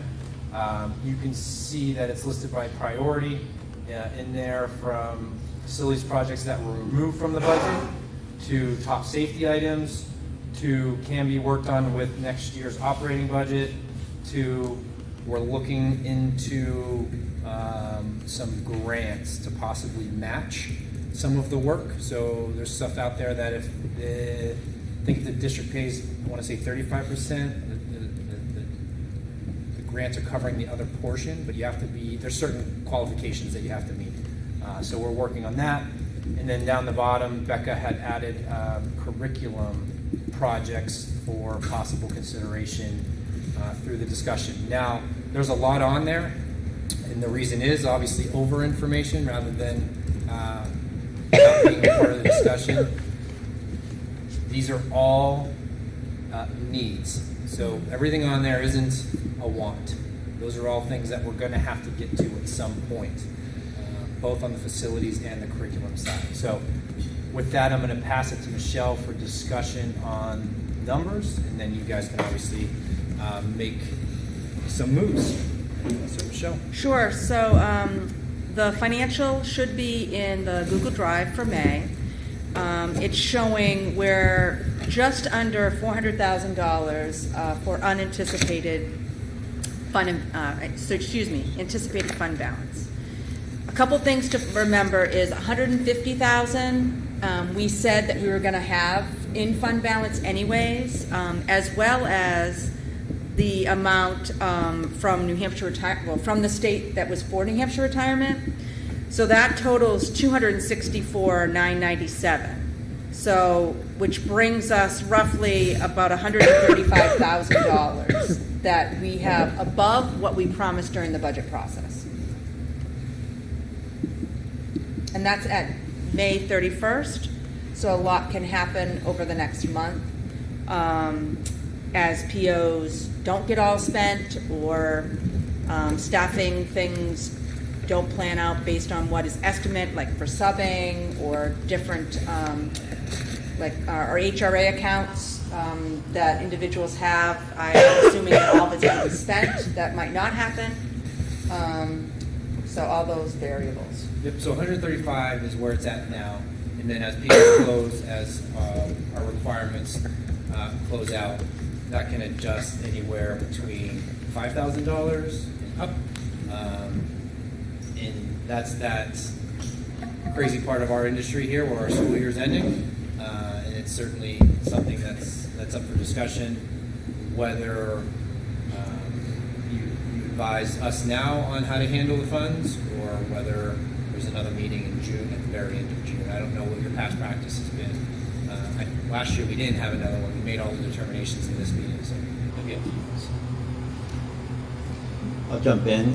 So we talked about this at finance yesterday, and the general discussion was about thinking about Article 10 and balancing what's on the expense side that we know we have coming versus saving for the future on the revenue side. And I think at the end of that discussion, the thought was that the first, so right now we're at 135, and if that should rise to 200,000, that should go to Article 10, and then anything above and beyond that would go towards this list at the discretion of Mike, as it's stated here. But speaking for myself personally, I think, when we think about Article 10, we were at 785, we used 400 last year. So that brings us down to 385. We can bring that back to 585. That gives us some stability, not knowing where our revenue is going to be come November 1, November 15th. We know these expenses are here. We know that for sure. But we don't know where revenue is going to be. So I would not like to see us devote more money to Article 10, and then when we get to budget season, not have that availability as a hedge against the tax rate. So that was the recommendation out of finance yesterday.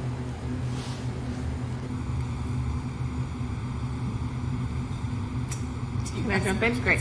Yeah, okay. So I think the other part that I think about in terms of looking at this list is, and this is just sort of, to use Mike's words, this is a different world that we're living in when we think about end of year. But I do wonder if we should allocate something towards some of these projects, and also basically do a split between some of these projects that we could just sort of take off the list.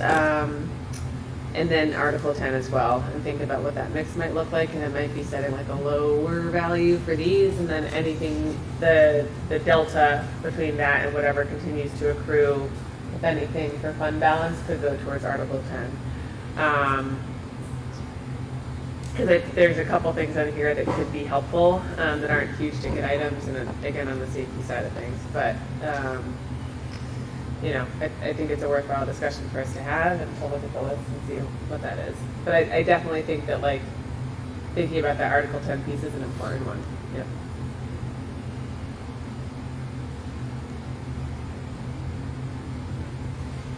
So I'm just. Yep. Okay. So Yep. we have trusts. Yep. For some of these other items that are there. Yep. We only have one Article 10. Yep. And we are going, as always, into the unknown. We'll know what our expenses are. That's clear. But unfortunately, in our rubric of life, we don't know what our revenue is. So while I don't disagree with you that it would be nice, I don't think that would be wise on our part to short shrift Article 10 before, in lieu of doing these things, when we can take funds from CIP, from Tech Trust, from other places to get them done. Are any of the safety lines here, do those exist in any current plan? Or are those sort of new items that have come up? I guess when I say plan, is it a part I of would say those came out of the audit and the work this year, so they've never been scratched off. Okay, so they're not the first one, yeah. Correct. From the budget, so they haven't been. Correct. Okay. And I think that's a great point, Jim, when Rob and I were discussing this, and I said I can support the plan of the initial money going to Article 10 with the understanding of how the district has operated for so long, okay? And it's been a part for me this year where I've had to talk to several community members in that understanding last year's surplus was not mine. It wasn't my budget. So this is my surplus, and my surplus is coming in right where we targeted at between 3 and 5. Now we have the dedicated funds of the 264 that are already out, But what I said to Rob is in supporting that designation to Article 10, these are going to become in the way. He's mentioned the expenses. These aren't going to go away. So another tree fell down today at Harold Martin, and we had to clean it up. So if that's the goal of the board to move it to Article 10 for protection on revenue, just know that next year these will be in the budget requests on needing to, we can't keep not ignoring, that's not fair. Things that we've been evaluated this year, both curriculum by our new directors, they're going to be coming into those lines. So that's all. I think it gives us an opportunity during that budget season to have that discussion with the community and inform them instead of just tackling it right now. Yeah, I think the part where I really think it's important for us to talk about is Mike and Michelle and how they have really done a great job with our budget. You know, we have gone from a substantial amount of surplus to something that's very minimal, less than 1%. You know, as a board member, for me, I think it's scary to a degree. You know, if you think about it, because we took 400,000 out, we're down to 385, and we don't know what next year's going to look like. And yes, we have a surplus, which Mike has done a great job managing with Michelle. We need to protect the future. We don't know what's going to happen next year. We don't know what's going to happen with revenue from the state. There's a lot of uncertainty. With working hard to reduce our fund balance with a goal as the board, that results in less of us putting into Article 10. And that's scary. I mean, it's something that we have to be alert and concerned about. So we should try and put as much as we can in there. And then I'd say, Delcy, we look at these as our budgeting process for next year. Yeah, I guess I'm not, as scared necessarily about Article 10. I think that, this was something that was at 2.5% for a long time, and then only recently had the statutory change up to 5%. I hear the idea of moving up to 200,000 into Article 10. I guess my question is more of a process question. If we agree to, expend the first 200 that way, what exactly is the process then of if the amount does go beyond that in choosing what happens? Yeah, so you could kind of do it the opposite way. So you could say, if it goes past, if this number, then we want to, my recommendation is some of the stuff that Jim is talking about, that was removed from the budget this year. Tree removal, the boiler pump has been a challenge. We had a couple shutdowns at Harold Martin this year. So I would tell you that the next 38.6 should go to that list. After the 200. Okay, I see. Jim, you look like you had something. Yeah, I guess I don't know.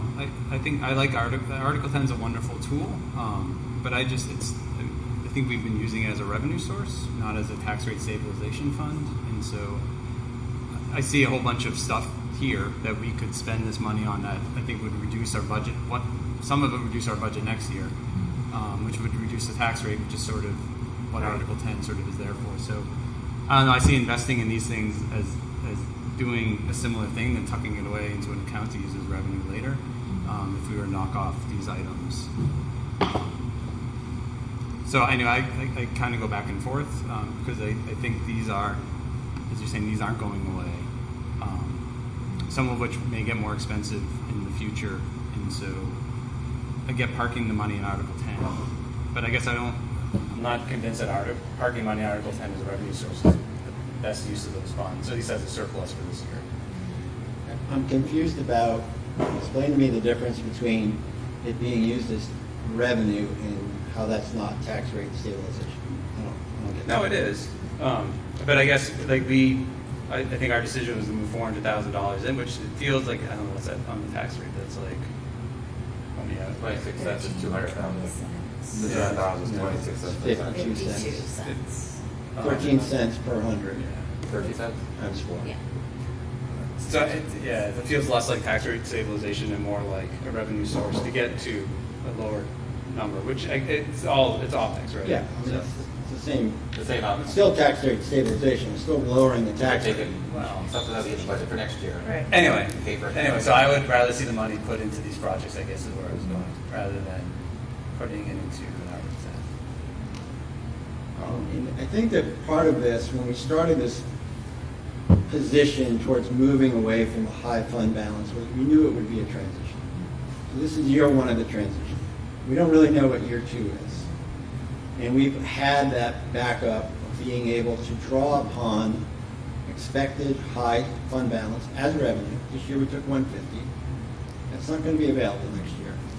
So I think Article 10 becomes more critical in that transition. I would hope that we're not going to draw 400,000 in the next budget cycle, that that's going to have to be equated in the tax rate somewhere.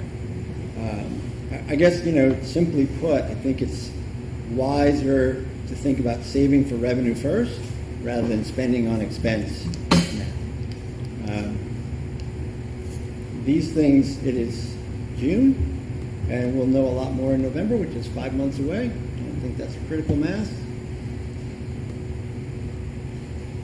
Do you know if any of these things, kind of to the point of them potentially getting worse, and you mentioned trees and the boiler, are any of these things that could become more costly over the next 5 months if they were not to be addressed? I think there's just, I know Jim had brought me up to date before we walked in here on the one parking lot, which would have been, read the text, I think it's Harold Martin. Hang on. I think. Go ahead. What, for Harold Martin for the energy stuff? No, quotes came back for parking lots, adjusted a little bit. And the contractor said, I'm not even going to quote HMS because the payment's so bad, it'd be a waste of money. So that's going to become more of a payment than anything. I'd say that initial category of facilities project that were actually removed from the budget were some of his areas of needs immediately. And then, not to be outdone, if you scroll down here on the curriculum piece, we purchased some stuff. The geodes. The geodes, which we're sharing, which isn't properly being used. And then there's some lower level stuff down there for the middle high school. That would be a benefit too, This is why you guys are elected officials. This is one of your decisions. The only thing I said at the finance committee, if that's the route you choose, is understanding the support we'll need for some of this stuff. Mike, the curriculum, are those included in any? Those are new, or those included in? Becca, those are all unbudgeted, correct? Yeah. Yeah. Can I speak Yeah, to go that? ahead. Yeah, absolutely. So the struggle is, thank you. The struggle is that some things have been purchased kind of piecemeal throughout the past couple of years, particularly with the ESSER funds.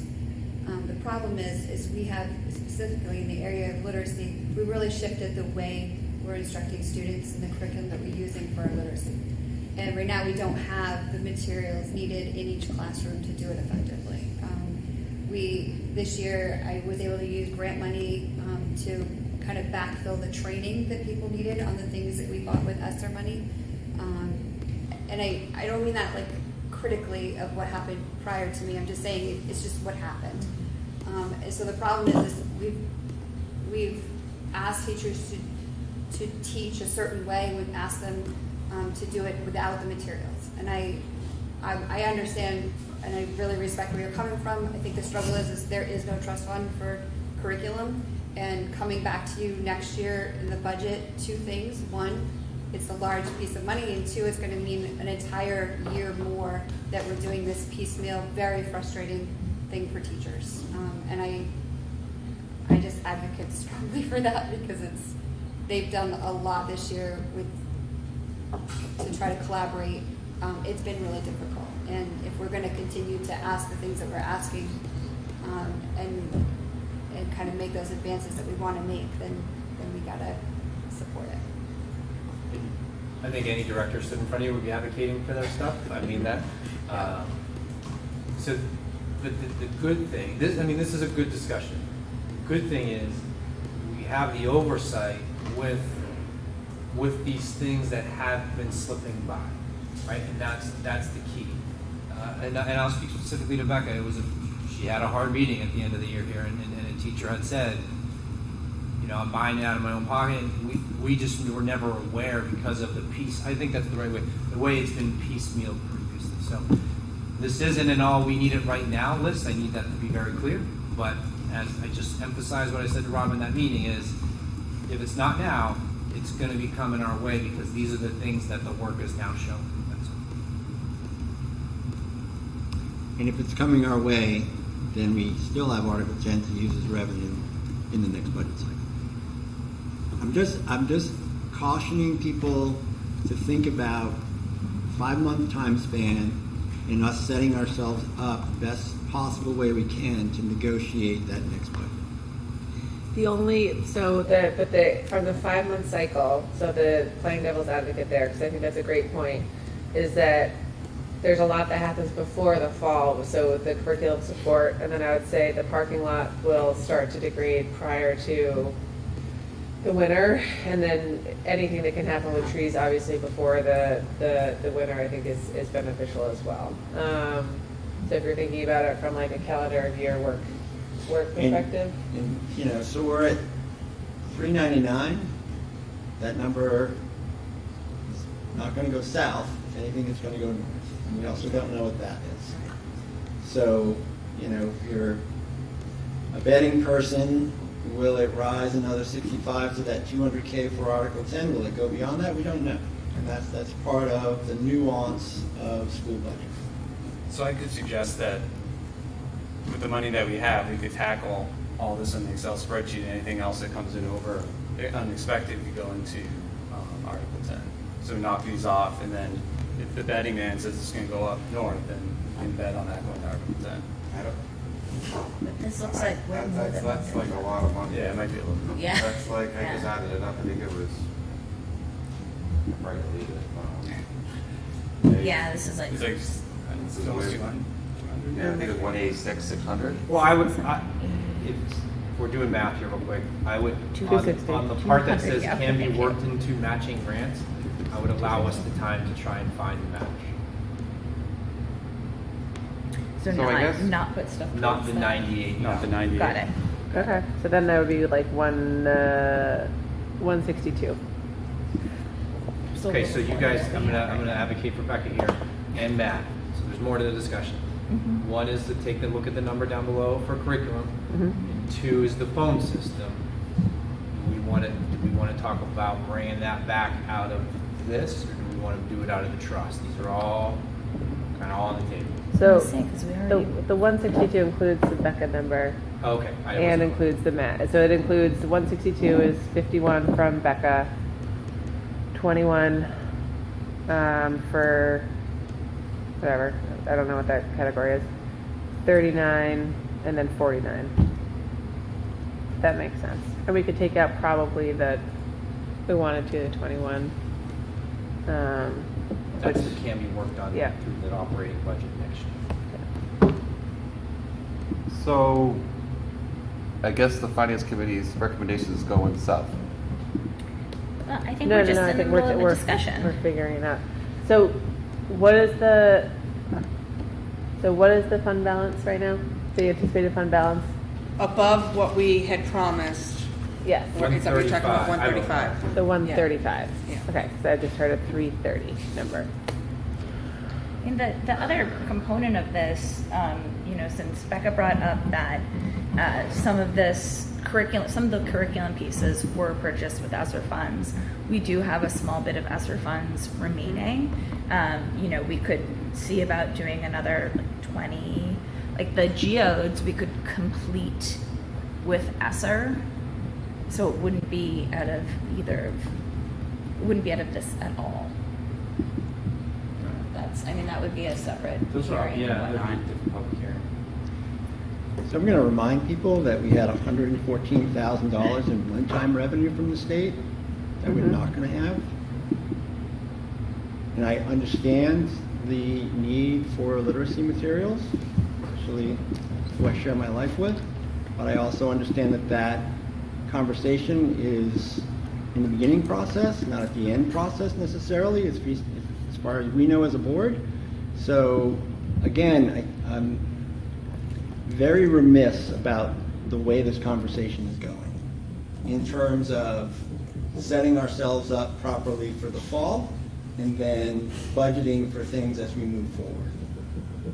This makes me very uncomfortable. Yeah, I mean, So- you're comfortable. So is there a split that we could think about that No. would be?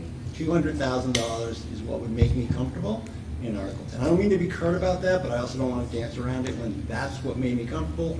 Spent a lot of time thinking about that prior to yesterday's meeting in terms of how we organized expense and revenue in the last budget, what might be coming forward. I think about the revenue side more now than I think about the expense side. Given what didn't come to fruition at the State House, yeah, I'm a little nervous about the fall. We're used to having a large surplus where we can check things off. We don't have that anymore. And yeah, we've had the opportunity in the past to use quite a bit of that to do some things here at the district, but I'm with Rob that we need to be able to have that time, have the discussion and plan for the future. I would love to have all this done. I also don't know what's going to happen at the state level for this district, and it's a concern that we'll have to make tougher choices at that time, but making the easy choice to spend all this money on some of these things that I know would have an impact. I know some of this is really good, that would be great for the district, but I'm not sold on doing the whole list. It is a different discussion for you guys. Previously, you wouldn't even have to blink. You wouldn't have had. It wouldn't have been so much of a discussion as, all right, we're going to put 200 here, and we're going to spend this 189, and we'll still have, it's different. So it's a different avenue of attack for the first time for this board. So understanding where you all lie is definitely key, because this is going to be really how it looks moving forward. Yep. It's not going to be a large number. Yep. So my only other thing to think about, so I hear the 200, but my only other thing to think about is that from the original CIP request from back in, I don't know, whatever, call it Q1, we'll assign a broad range, but was from 275, then we reduced it to 200 for tax rate purposes. And so that would be the only other thing that I would think about here, knowing obviously literacy is also very important, but if there's a way to think about that, in terms of some of that work that was planned and then was reduced to be able to think about this. So I very much hear what you're saying in terms of, I think, what we have learned about through budgeting, I think, for the past couple of years is worst case scenario planning. And I think that think about all of the ways that expenses can increase. And so I think thinking about and being nervous about what we think we might have coming from revenue from the state is really important. But I also wonder if a couple of these things also are valuable for worst case scenario planning, like, for example, the boiler pump, right? If that's something where it was leading to increased fuel costs at Harold Martin, that's something where I think it's worth allocating some money to so that we can get that repaired and we can see that number drop down like the other schools. Same thing with the parking lot. But I think we have that opportunity based on what we're projecting, that there's going to be more than 200,000. we don't know. In the world that we're talking about, we don't know that. Which is okay. I think that this is a really healthy and hard discussion. So I think it's This is the hard part of having to have this discussion on June 13th, right, instead of on July 15th when the books are closed and we know the exact number. When do you have another meeting? When do we need to have the decision made? Well, see, the problem is We need it before the fiscal year ends. I'll have to ask the auditors to see if they will allow, usually the Article 10 money decision is done after July. It's the encumbrances that usually are not done after July. Usually the board votes on it, we encumber it before we even know. So I would have to ask the auditors if they would allow that. Or we can have a meeting on the week of the 26th. Right, but I won't have all the pieces to know by then. That's the problem. I won't know until second week of July, if I had to guess. Because we have another payroll to run that's still got more people to go out. So it will get clearer. It will not get crystal clear. right. But yeah, I mean, because I think it is a hard thing, and I very much hear what you're saying. Is anyone not around during that time? I'll be back. You'll be back? Anyone else be out I could zoom in, but I will not be. Right. Not be physical. I will not be in New England. So I You're in would, the wind. this is just me talking, I'd be comfortable if the board's okay with waiting a little bit to see what comes in it, so we can honestly dissect it appropriately. Yes. Or do you think? Yeah. I mean, it would be. I would just like for all 5 of us to be here. I think it's an important decision that we should all. Well, he be a will part of. definitely not be I will here. definitely But not. he'll zoom in, he said. Oh, okay. Yeah, zoom in, and he'll be participating remotely. I'm sure we'll all agree to that. It's hard. I don't know. I mean, I think it's. I think get- as structured, we could make the vote tonight. Yeah, I we're all think it's here. reasonable to say that $200,000 as a projection for Article 10 and anything above and beyond that, at Mike's discretion, have it this list. Well, we could go the other way, and we could say anything, we can pick items off this list and say anything left over come Right. June 30th or July 1st, then we would go to Article 10. Rather than That giving would- Mike the that wouldn't discretion be to my spend. motion. That would be. That's fine. That would be. Yeah. I'd be comfortable with that. So your motion is $200,000 to Article. No, that's not mine to make a Oh, motion. oh, you're. I'm gonna cut through the weeds and make a motion. Okay. Do it. And then we can vote on it. Yes. So, We can discuss it. Sorry. so my motion is that of the fund balance, after we meet our obligations of 150,000, and Michelle give me the number, 114,000 roughly, which brings us to 264 with a balance of 135. That any money, 135 up to 200,000 is designated to Article 10. Any monies that there might be after that would go towards this priority list of projects to be done at the discretion of the superintendent. Hold on a second. I have a concern with that because You need a Jim. second. It's a second. Yeah, I'll second. All right, So I'll great. second- I'll second your motion. Motion and a second, so now we can have discussion. In the discussion that we were just talking about, we mentioned that we wanted to set a priority of what would be over the 200 and not the superintendent. No. The motion is that the first 200,000 above what we have to set towards our revenue projection in Yeah. the new retirement system, Yeah, that goes to Article 10. Anything above and beyond that yeah. would then be used towards this priority list that Mike has set out. Okay. And I would leave it at the superintendent's discretion to decide at that time where and how he wants to allocate those funds. So I guess just based on what Michelle just said, and this is again a process question and perhaps one for the auditors, is that something that as a board we can do, not knowing the exact amount that we want to encumber prior to the end of the fiscal year? Because it'll probably revert back, it probably just wouldn't be collected, right? It would revert back to the tax base. Right. Because we can't encumber it. And then I'm not sure we want to put Mike in the position of, I mean, it is our job to make the resource allocation decisions. Not that Mike can't, but it kind of rests on us to make those. I would say that the encumbrances, I'm 95% sure it's got to be done before June 30th. Yeah, so we basically can't, it sounds like from a process standpoint, it doesn't sound like this is a motion that we can carry out. If the money needs to be encumbered and we don't know how much we will have, we can't encumber money over that 200,000 prior to the end of the fiscal year. So I think. That would have been nice to know yesterday. Sorry. I don't mean to be curt. but it Well, would have been honestly, nice to know. Rob, I don't think we're gonna be over 200,000. That's So- not what I mean. Knowing that we couldn't approach it that way would have been helpful to our conversation. We did say that 200 was going to be a very hard reach. That it's not about the number. So what I'm hearing right now is that this process of dedicating something to Article 10 before you know that number is not possible because you can't encumber the others, you can't flip it. Right. It's like you have to do And the items that first. changes the conversation. So then, Okay, yeah, it's also different for the district for the first time to have this tight of a line in regards to the designation of the funds. So it's a new process for the business office as well. so But then if we're gonna flip it, Yeah, if we were to flip it, what if we did, 50,000 or 75,000 off this list, and then we can say, after we've encumbered that 75,000, we can then say any money over that. I'm going to ask that we recess for at least 10 minutes so I can spend a little time with the spreadsheet now that I have to think about this in a different way. Can we do that? okay.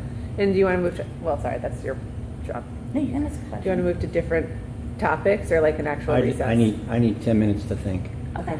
So I'll second his timeout. Do we need it to pause? I think the chair can pause if he wants to. Okay. Do you need 10 minutes? 10 minutes would be great. Okay. We will pause the meeting for 10 minutes. People can stretch, go to the bathroom. We'll be back at 7:22. It's going to be amazing.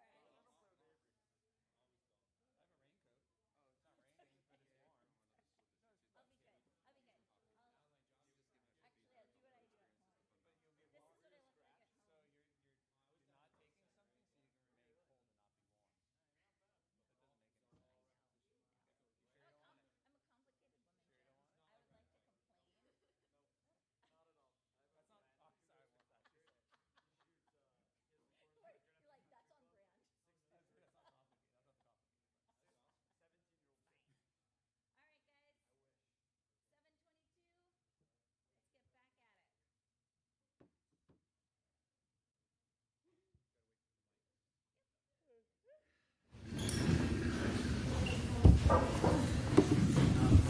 just use my big voice and everyone returns.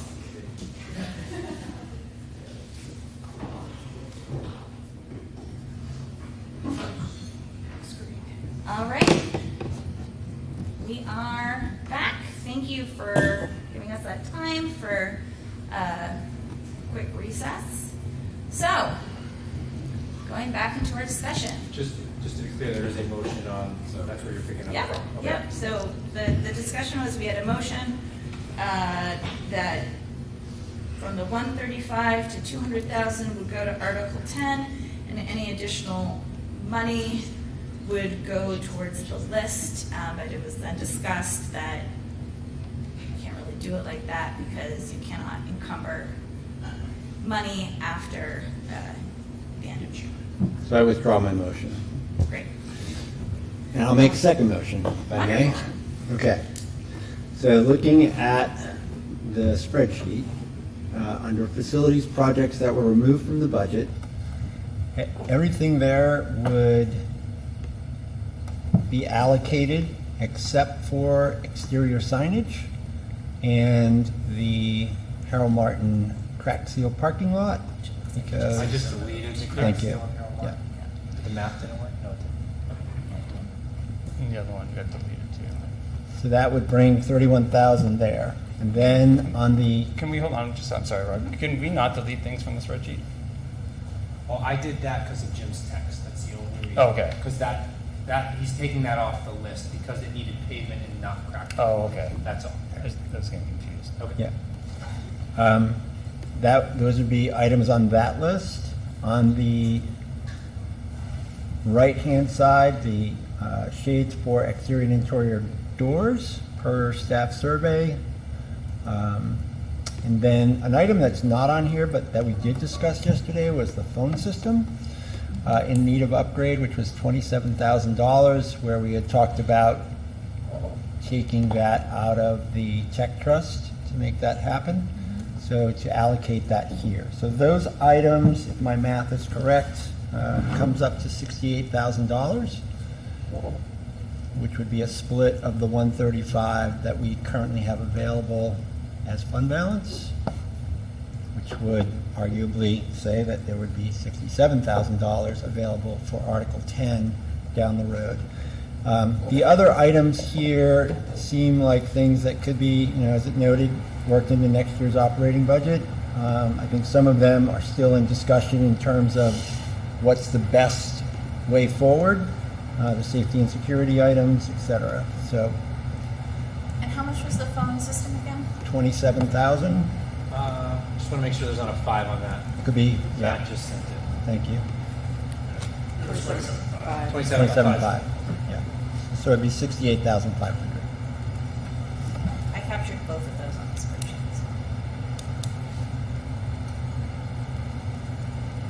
Okay, so I'm sorry. Can you say your motion? Sure.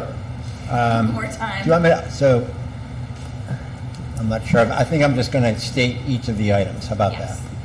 So, tree removal at Harold Martin School, tree removal at Maple Street School, boiler pump check valves and flanges at Harold Martin School, crack sealing at Middle High School and at Maple Street, interior and exterior shades for classrooms district-wide, and 27.5 for the phone system, which brings a total of 68.5. For allocation, we won't even talk about the other at this point Let's because start with that. I'll second that motion. Okay, discussion.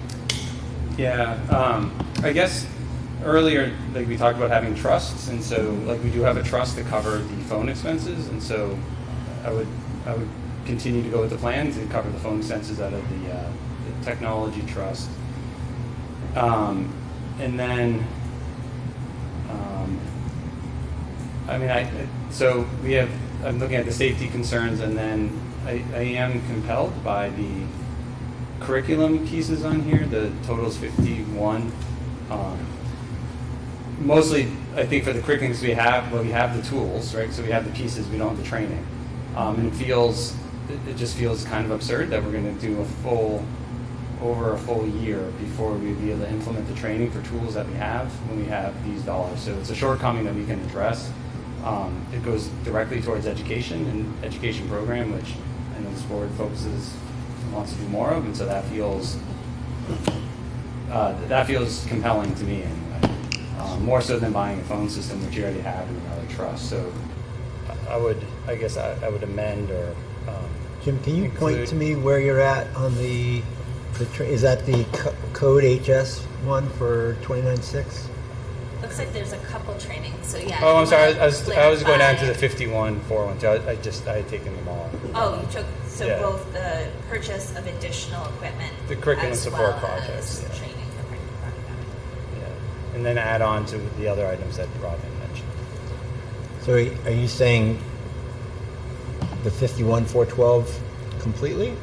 Yeah, so I guess what I was saying is I would take the phone system out, Mm-hmm. and then I would add the 51 to the items that you had mentioned. Mm-hmm. What's the total? And that proposal, it would be 31 plus 51, so 92. there we go.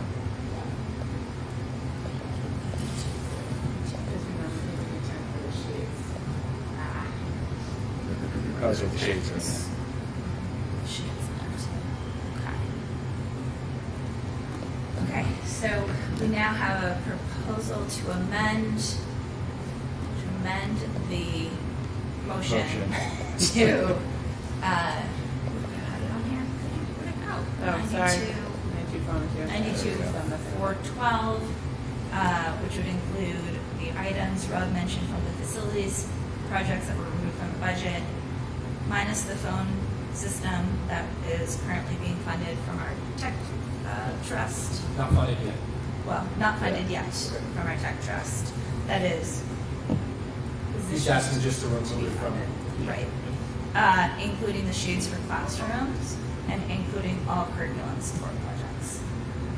And then, Rob, as part of your motion to put the rest into Article 10, did you get there? Well, I said let's start here. That was Oh, on okay. me, That was not, you. not, Okay. not Rob, Okay. not wanting to. that would have been my intention, that the balance would go to Article 10. Okay. Yeah, That I would have sort been of when the figured books are that we would closed. Yeah. start with this and then the understanding that We can get there. Yeah. Okay. Because that'd be my intention. it was my hope that it was everyone's intention. So, all right. So now we have this new number of 92,412. Does this need a second? Okay. Is there a second for this as well? Second. Okay. So now we have 92,412 on the table. So I guess for me, so now we've talked about trust, so I'm also going to talk about ESSER funds that we have, looking specifically at the geodes line, since we have already purchased half of those through ESSER. I would like to take that portion. I would amend the amendment to decrease it by 22,170 with the intent of being able to fund those through ESSER. I know that the hang up on that would be that we would need to have a public hearing in order to expend that money, and I don't know what the time frame is. It would be 10 days. So if we post it tomorrow, I believe that goes to Friday of next week, because weekends count. Can I ask a question on that? Yeah. So if we didn't do that, I'm not saying it's not a bad idea, but if we went forward with the motion as is, and then we had a public hearing, in a couple, whenever we did, 10 days. and then the community supported it and we approved it, I would just, my assumption would be, this is probably the question, my assumption would then be the 22,170 from the ESSER money would replace this allocation, that money would then, 22,170 would then go to Article 10. Oh, yes. Is that correct? That's how I would understand it. Okay. Is that, Yeah, because it goes back to the I balance. think that can happen. So I if, get, if the motion at the end of the day, after all this, says the balance, any penny goes to Article 10. Article 10. so, because I guess the fail-safe would be to keep it in there and then, but proceed in case there's opposition for some reason. And we couldn't use the other, we chose not to use ESSER funds, it would still be funded through this. But it wouldn't, all it would do is add to Article 10 if we followed through. I don't see any controversy anyway around it, but that would be. Okay. So, I'll talk a little about the safety part. Last year we had a goal of adding financial support to the district in order for some safety. From what I'm seeing with what's left over, we're only using 10,000 from this month. Yeah, so I'm going to start to the list on the left, that tree removal, all those things, that's the stuff that'll cost us more immediately if growth, or a tree falls on a car, and, okay? Mm-hmm. Moving to the safety side, those came about this year, so those have all been things as well that we've been moving through. So the reason why, I just spoke to Rob, the reason I just said if I was going to pick one off that list, the shades, because that came directly from our staff survey. Okay. Right, that came from the teachers themselves from the beginning of the year. Okay. The phone systems audit, video door release for SAU, we've been operating door for a while. Select top door, those are some bigger items I think need a different discussion and a more quality price later on. And then the monitors are all things that we can work in also through general. So that's why I selected the shades. That allows us for summer work to be done when no one's in the building. When they get back, that helps support that. So You answered that. Awesome. I'm not neglecting. No, seriously. I'm not neglecting. I was selecting. No, that's what I wanted to hear, because we made it a goal last year to fund something that was. That's the one that you guys are thinking of. I can support. Becca, can I ask a bunch of questions about the curriculum support materials? And I'm just going to do one by one. So the Haggerty kits, are those things that are currently in place, or would this be, like, what is currently we are using that we're adding to, and what is new? Or is there a differentiation? That's fair. So Foundations and Haggerty are the two programs that we use for early literacy. The Haggerty, some of it was bought during ESSER, like 2 teacher manuals. And then they've been sharing, they don't have the materials that they need for the classroom. So they believe in the Haggerty, the work, that program. It's given us good results. It's something that the teacher, we're trying to get to a point where we have uniform experiences within each classroom, so that regardless of the kindergarten classroom, the first grade classroom, the second grade classroom you're in, you have the same materials available to you. A little less dependent upon what the teacher likes and more what we say this is the program that we expect all students to have exposure to. In order to do that, we just need to get more of the Haggerty materials for each of the classrooms. Right now, they're street sharing is the best way to say it. And I'm aware of Foundations. Again, is this adding to what we've got? So the reason you see like the extension kits, what those allow us, so right now, we've moved away from level readers. So we no longer are saying your child is a letter D or your child is a letter L. And when we had that system, we had books that the kids could use in small groups or they could take home to practice that were at their level. We've shifted. We're working more on decodable type books. We need more decodable materials. And rather than have teachers go on websites and find different things and download them and photocopy and staple them all and use time and money and things like that, we would prefer to have some classroom sets that we know are vetted, that are aligned with our programs and what we're trying to do, and that offer those materials to students. So that's why, like when you see extension kits, that's what those are. It's providing more decodable readers and things like that for our classrooms. I have to ask Yeah. $1 million question. Are these recurring fees, or is this? No, This solves the problem. Yeah, that's really what I'm trying to get to. It is a one shot. I know it's a big shot, and I don't take this lightly. But yes. And so moving on to Foundations, which Same thing. So, Jim, just to make sure that we're clear on this, like when I said training was needed, they did have foundations materials. They didn't have training on how to use the materials. And I don't mean this like in a disparaging way, but it was kind of left up to teachers to say, here's all the foundations materials available, what would you like? And so this teacher said, oh, I want the letter boards. And this teacher said, I want the magnetic strips. And it's not unified. So I am asking, we did a full inventory. Every grade level gave me what they have. This goes up to grade 3, so it's kindergarten to grade 3. Everyone said in every classroom what they have. And then we built lists to say this is what we would need in order to make sure, again, that every student has exposure to a unified opportunity. It's the same no matter what classroom you're in. So that's why you see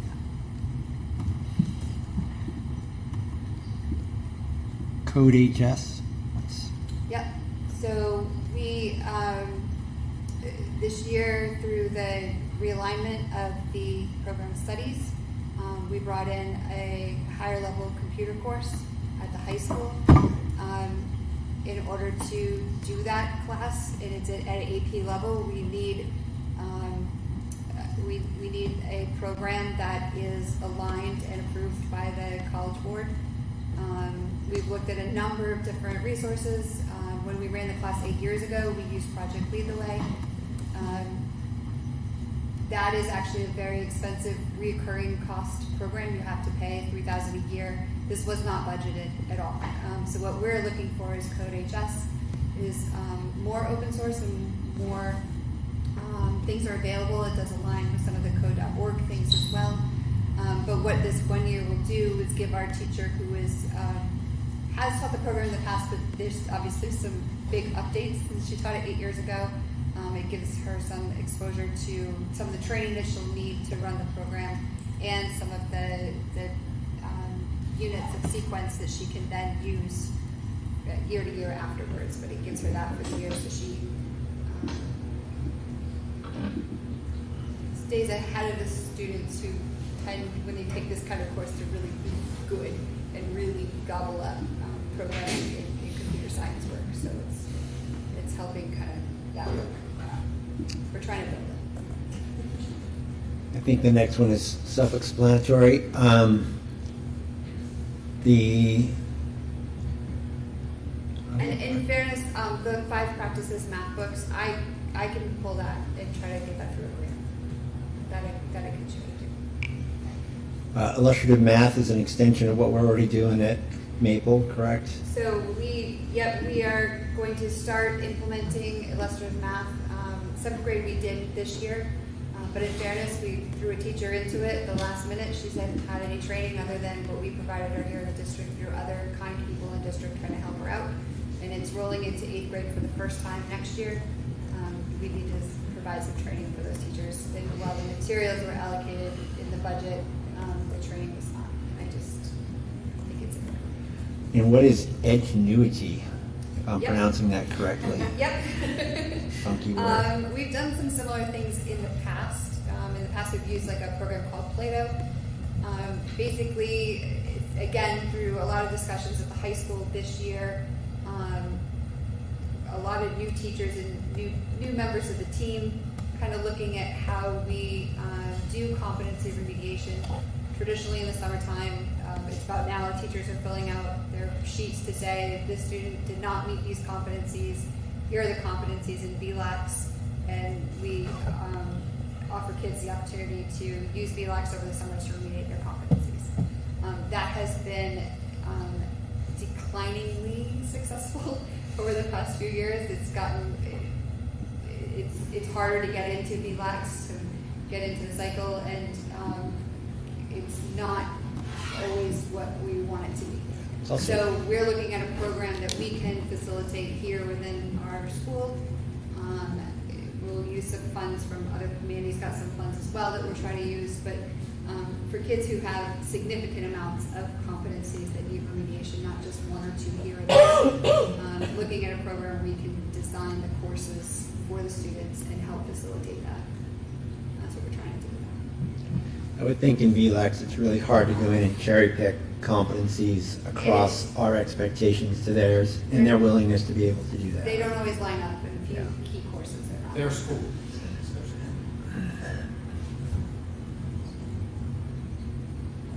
Are you all set? Thank you. Mike, can you speak to a little bit on the safety ones, for example, the 2,500, how that would work? The cameras, monitors. So keep in mind that this list was all, other than the first column, which says facility projects that were removed from the budget. Safety items that came about this year were either through the audit or through the new team that's in place. So 2,500 is a low number that we can address in other avenues, but we wanted to put it on the list, and that's came out of the facilities meeting. Is these are, we want to continue to say here's what's coming. So that's why it's more about clarity. So it's not a priority that you would say you'd We like still to- have access to cameras, but it would improve our systems itself. Sounds like it'd be in a future budget for us to consider. But, so it's not a burning priority, but Correct. It's not a it's burning not, priority. if we don't fund it, we'll see it again. I don't want to put words in your mouth. No, yeah. Could all of the curriculum supports be purchased with our remaining ESSER funds, and what would be the downside to doing that? The only downside is out of the retreat. I'm going to be looking into one of them will be Apogee, and that's going to be the one that's going to be reevaluating our website and apps so that they're more mobile friendly. So that would be the only. That's a board goal. Just want to point that out that that's what we were going to try. And I think that number was between the original quote was between 17 and 20. We have 44 right 44 So left. the other dilemma is, in looking at the list for ESSER, there's been staff that are changed, that I calculated the 23-24 expenditures based on staff that aren't gonna be here next year, so it's gonna be more that we're gonna have to use out of ESSER for those little bits of pieces. So with that, we'll probably eat it all up. Oh, there is that. So that's the interventionist. And That's the interventionalist, yes, Okay. and because of, It's two we hired.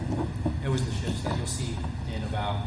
well, one shift was already approved by the board. Yeah. But the other shift is coming tonight, and so I just have to look at, because we're not in next year, right, yet?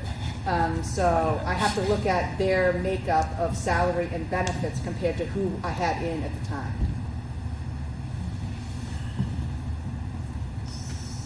So, that's a favor. Or you can say no.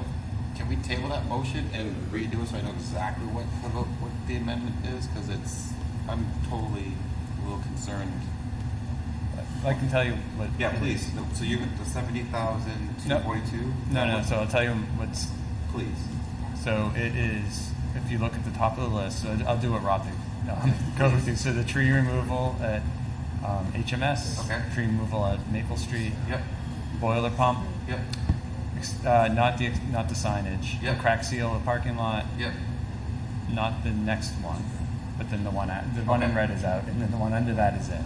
Perfect. So that's 31,000, right? Yep, that's 31,000, and then the other piece was the shades, 10 grand for Just 10 shades. grand, okay. And then the addition of the curriculum support material, so that's 51,412. No, but Andrea took out the. Not yet. Nope. Oh. You asked what's in the motion. Oh, so what's in the sorry. motion? 51,412, and that brings the motion to 92,412. Got it. Yeah. Okay. Because I made an amendment, but nobody seconded it. Then we had some discussion, then we continued on.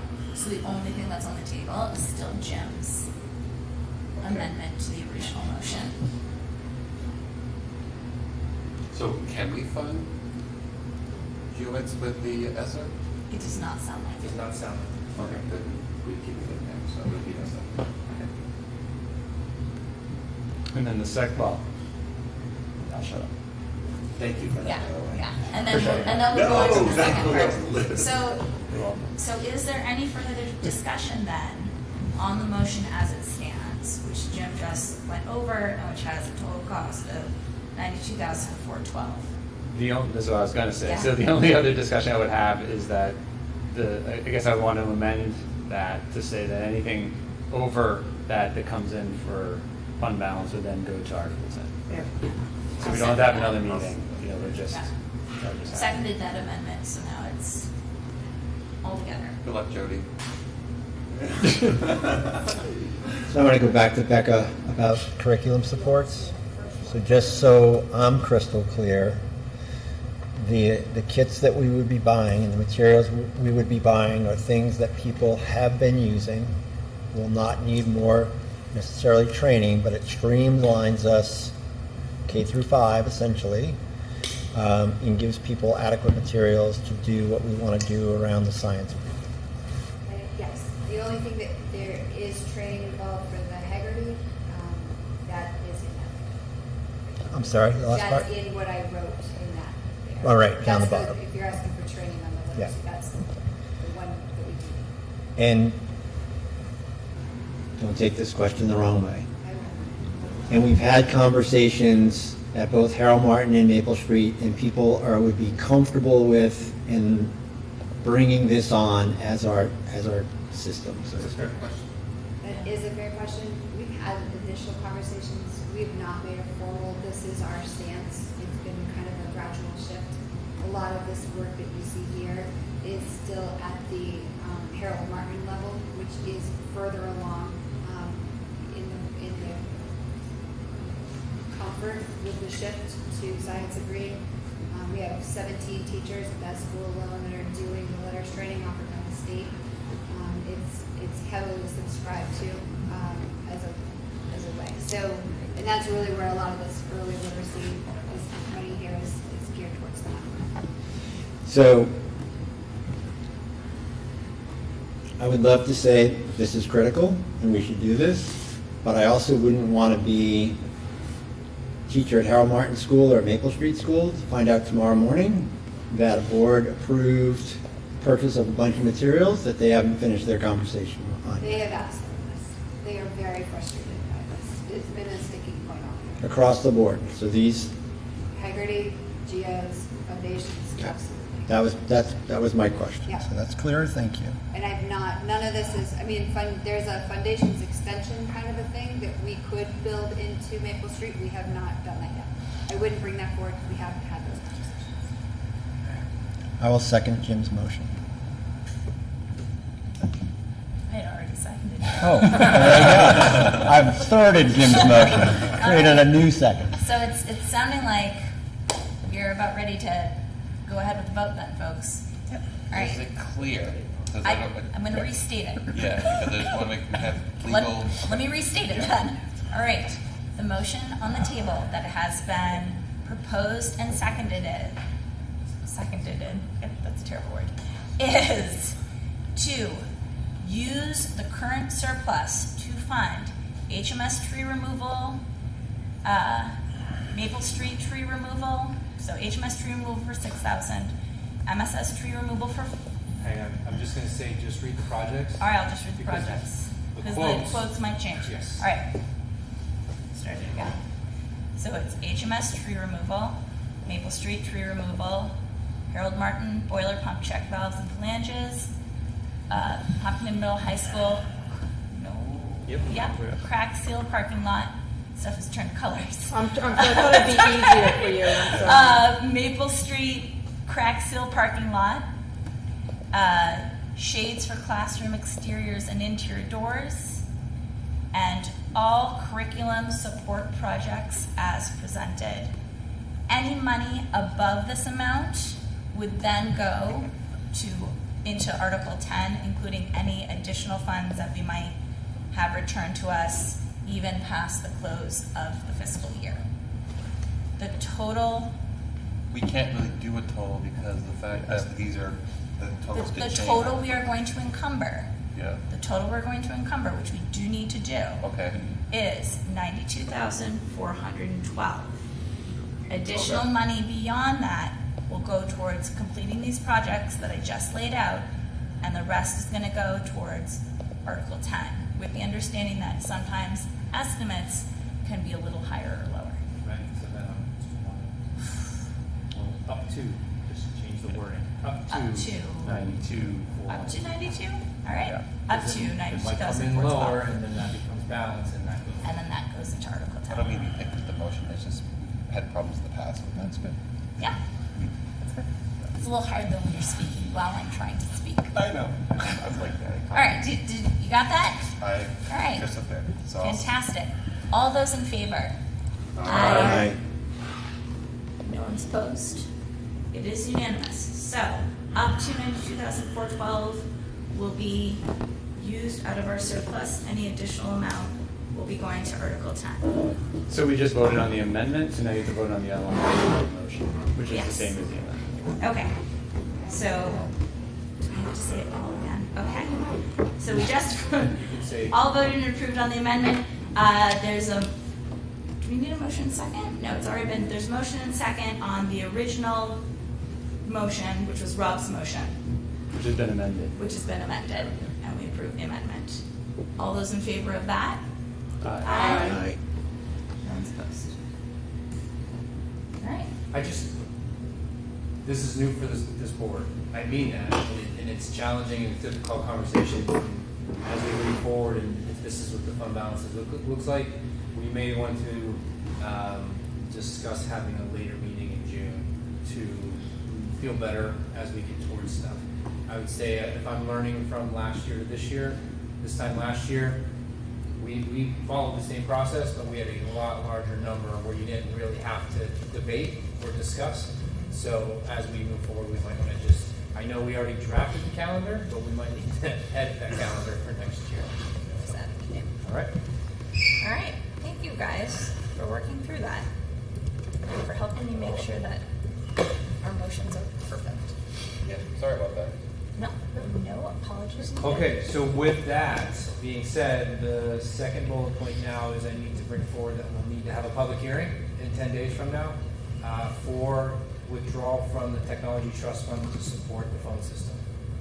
So Andrea will do her job after the meeting and send out times and dates. Do you want to talk about that? You guys will be gone, right? So it's us three. It's 10 days from now. Friday. It's Friday. Friday the 23rd, this will be here. No. So we'll do. Are you available? Which day is this? Next Friday. Would be day 10 if we post it tomorrow, right? I think so. Yeah. Friday the 23rd. The only reason I'm asking you to do it as soon as possible is because there's obviously timing involved with ordering it. Yeah. Yeah. Well, it won't, you know what, it won't go in the paper until Thursday. Okay, so then that's going to That's gonna actually go to the following week. Great. I'll be back. Sorry. So we will be looking at the week of the 26th. Andrea will reach out for times, Great. dates to hold a brief public hearing meeting. Sounds good. Sounds great. Since we're talking about money, I'd like to go back to prior to this meeting. You cast your mind back a couple hours ago. We had a public hearing on expending up to $50,000 from the school district building repair and maintenance fund that we do need to have some motions on and approval of, if folks are comfortable with that. So is there a motion to approve the expenditure of up to $50,000 from the school district building repair and maintenance fund for the items as presented? So moved. Second. Great. Any further discussion on that one? Okay, hearing none. All in favor? Aye. It's unanimous. Great. All right. So moving on, the superintendent evaluation and contract. Mike's evaluation has been completed, and he has that in hand. And Dulcie was going to give us an update on the contract since Mike is wrapping up his second year of a 3-year contract. Yep. So over the course of the last 6 weeks, we've been working through trying to get Mike's new 3-year contract. Typically, the school district tries to sort of negotiate a new contract for the superintendent in the last year, similar to sort of the HTA and S contracts. So we had discussion with Mike, and then have had a non-public about it, and then resolved a couple of points with Mike and went through legal. And I think we're at a point where I think we feel really good with the contract that's proposed. And we are, I don't know if I'm supposed to offer editorial, but we've been really excited to work with you these past couple of years, and we're really excited to be able to offer you a new contract to renew for the next 3 years, and look forward to all that you're going to do. And so, do we make Looking for a motion. So, looking for a motion to approve Mike's contract for the next 3-year term. I'll second. As presented. I'll second. You're gonna make the motion? Are you- Okay. She's looking for the motion. Oh, I'll Make move the it. motion? Yeah, I'll move first. Yeah. Great. I'll second it. Sorry. All right, there's a motion and a second. Any further discussion? Yeah. Mike's contract. Mike, it's great to give you a new contract. I want to thank you really for all the hard work you've done over the last 2 years with the district. I just want to say quickly that in many districts, superintendents are coming and going, and in this position, it's great to have a new fresh new pair of eyes and a lot of new things you brought to this community, a strategic plan, a different hiring practice, a new budget process. It's just great. You know, our job is to hire and fire. We're not firing tonight. We're re-upping you. So I just want to say I look forward to continue to work. Pending some point, right? But I just want to say it's great to re-up you and to continue to work with you. We're very lucky. Thank you. Any further discussion? No? Great. Thank you, Mike. All those in favor? Aye. Aye. None opposed? So this is- You're stuck with us. Yeah, no, this is the moment I get to thank you guys, and not really just you, but more all the community members I've worked with over the past 2 years. But most importantly is the staff. Honestly, I know it sounds like coach speak, but the team's not successful if it's not for the people that are really working with the students on a day-to-day basis. And, you know, I've tried to take the approach of managing. I'm a little bit different than what was here previously, so it's taken some time to get used to each other and what we have going on. But they've really done a great job with the change we've instituted and the work we've moved on. I feel like we have moved some needles, and I look forward to what we can do over the length of this contract and continue to work together as a board. So the night you hired me, you talked about Snickers bar.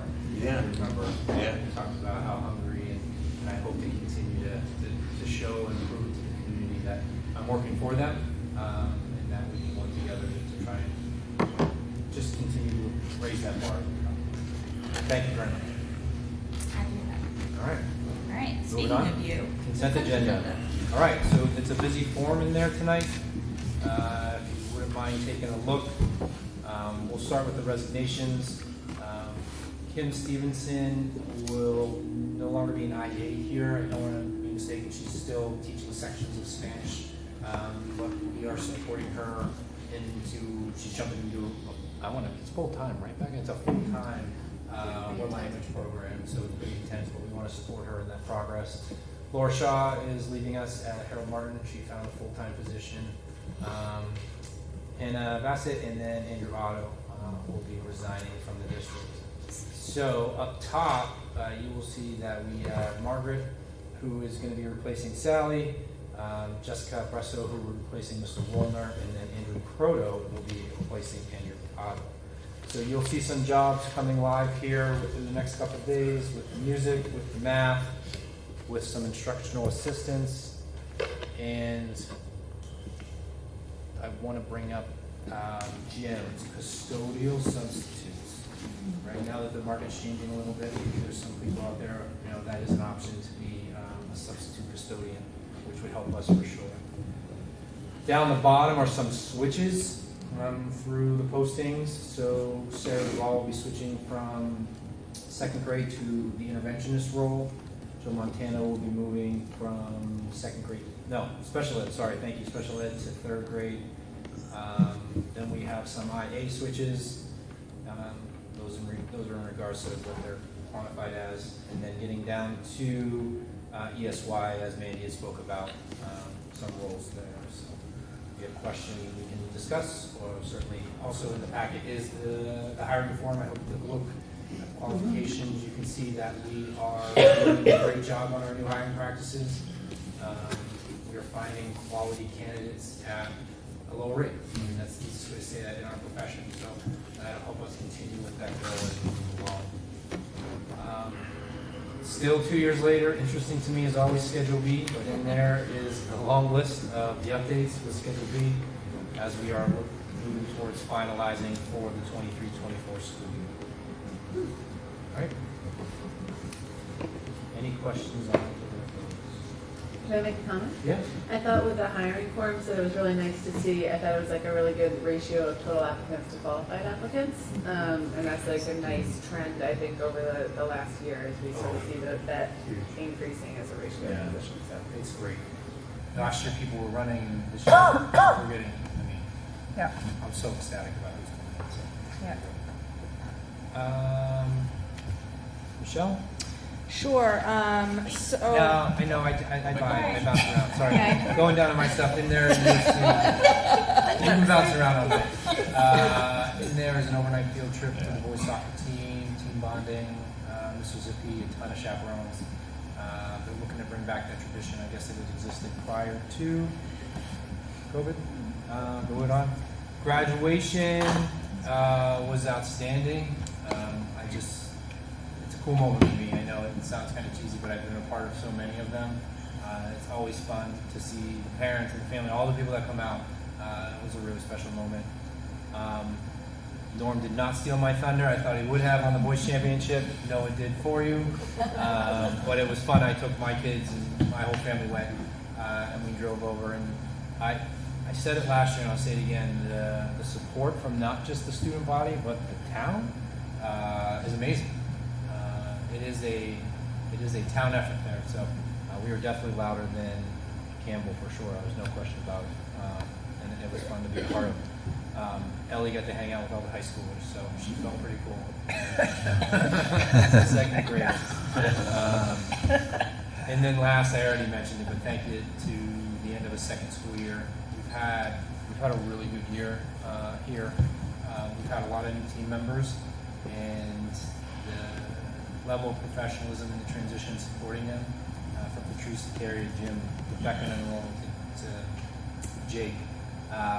Change can be challenging, change can be difficult. We've worked through some bumps and bruises early on, but I think we're really starting to find a groove here, and next year the same team's coming back, which is huge. And we have very few turnover in staff, so looking forward to 23-24 and the stuff that comes. Now on. Sorry. Oh, that's okay. So there's a budget adjustment in the drive. What that does is when we budget the non-union pool, this is for actually the 22-23 school year. It's budgeted in one line, and this is reallocating it amongst all the lines it affected. It was brought up at Finance Committee by Rob about doing this earlier, so I will do it earlier next year. It'll probably be in September, because we have to wait until the first few payrolls are run and everything's encumbered before we have all the pieces known. But be on the lookout for that. There's a donation. So every year we get a, actually it's a rebate, if you want to call it, not really donation, but it falls underneath this category. So we have a MasterCard through BMO, which is through Illinois' ASBO. And so we get a percentage of what we spend back in a rebate. And this goes into a other grants and donations fund. It's actually for like out of the norm areas. It's been used in the past that are not budget driven. So the money does carry over year to year. And that is $5,683.05, which I think is pretty consistent with the amounts that we've gotten in the past years. The other item, we kind of talked about it earlier with the financial statement, and maybe Rob might want to make any, I don't know if you want to make any comments from our meeting that we had on Monday related to that. Sure. So in the financials, essentially the last few finance meetings we've gotten where Michelle has given us the financials and we sort of worked through it. So I have a better understanding and hopefully able to communicate to the budget committee with a little bit more ease next year. So some of the things in food service, right now we're looking at a fund balance there of about $76,000 for a variety of reasons. What I didn't realize, unlike our fund balance, you can roll that over into next year's. So with our change in budgeting, where we've now have budgeted for $150,000, with that $76,000 should put us in a good place in next year's process. Some of the questions that came up, and Michelle already spoke to it, but when folks are looking at the expense and the revenue side, if you're looking at the expense sheets, there were a lot of items that were showing up, and most of these were salaries as deficits, the infamous parentheses, but that was a function of the transfer not having happened just yet, so we talked about the time process for that, so a little bit less clarity. Can I just do my finance update now? Go for it. It's our last meeting. Do it. We talked about what to do with the surplus. I think we just had a long discussion about that. Not exactly what we came up with yesterday, but we're just going to move on from Way to there. beat idea. Yes. The last thing that we did talk about was when non-union folks, primarily admin, leave the district, their severance, for lack of a better word, severance package benefits, and the costs associated with that are not necessarily budgeted for on an annual basis. So that can spike our budget process. So we talked about how we might change that next year, and Michelle's going to explore it more. Essentially, we think it would mean creating another trust with small amounts of money going into that so that we can accommodate's the wrong word, we can meet our obligations for people's early retirement and or vacation days, what we owe them as they're exiting our school district. Can I ask a question on that? Yeah. Because we have a benefits trust, but that wouldn't apply to these benefits? I don't know. Well, we'd have to check, because we really talked about it more of when we created it, to have it be for retirement and health insurance rates increasing. So it would have to be talking with DRA as well as the auditors, but It makes sense. We just need, if that's. Yeah, it's in the language. Right, Yeah. because it already Correct. exists. Yeah, we talked about that too. So. correct. we do. We could always, Yeah. Worst case, if we need to change the language, we could always bring it to the district. You can. meeting. Yeah. Yes, Like we did absolutely. before, it just happened. have it amended. Yeah. Yep. Yeah, so we could do that. Thank you. But, yeah. Essentially, we want to be able to budget annually for that, so we're not seeing spikes. Yeah, I think that pretty much was topics of conversation. Excellent. Michelle, was there anything else with finance? Nothing. So, Thank you. are there any other committee updates? Actually, Well, hang on, we might as well Oh. follow the process now. I was Today, pulling right in. I would ask the board to accept the consent agenda as presented. So moved. Any discussion? Hearing none, all in favor? Aye.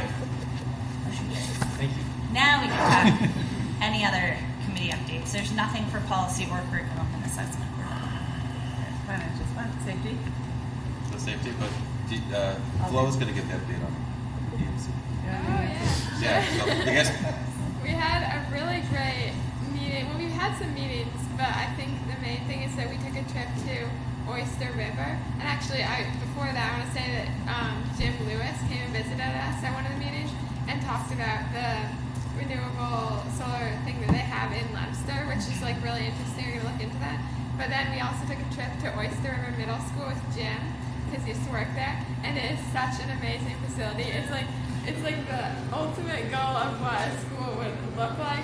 But I mean, obviously a lot of the stuff is out of reach if you look at the pictures. But there's clearly a lot of ways that we can like draw from what they have there to improve our schools. So we'll be looking at that. And it's worth noting, so Oyster River is an entirely like net neutral building / I think they actually produce more energy than they use. So they have solar panels, they have 75 geothermal boreholes, they have a water catchment facility, they have a bunch of different things. But there's pieces that I think we could internalize. Like their students also did a great job of presenting all of the technology to us. But they have a dashboard that all the kids can see where they can look at what was produced, what was used, what does their consumption look like. That was really cool. There's certain pieces that they've been able to sort of be, I'd say, first adopters of different types of energy. Being able to look at the solar array that's in their parking lot was pretty cool. So it was beautiful, and it was a really fun and I think inspirational trip. Yeah. And the end of this month is when we are hopefully getting the audit results back from all the buildings. So we will be meeting with our our energy auditor, the auditor, hopefully in the Margaret in the first couple of weeks of July, depending on schedules, to be able to talk through it, and then that will help us inform the 3 to 5 year plan that we talked about previously. So big stuff coming up. We get our report card. My favorite day. Sorry, I had to have Well, no, Your energy was like. That's great. Any CIP? Nope. No budget. Okay. We have finally made it to the second public comment portion of the evening. If you have a comment, you can come up, 3 minutes. We just need your name and address for the record. And you are welcome to come up with comments.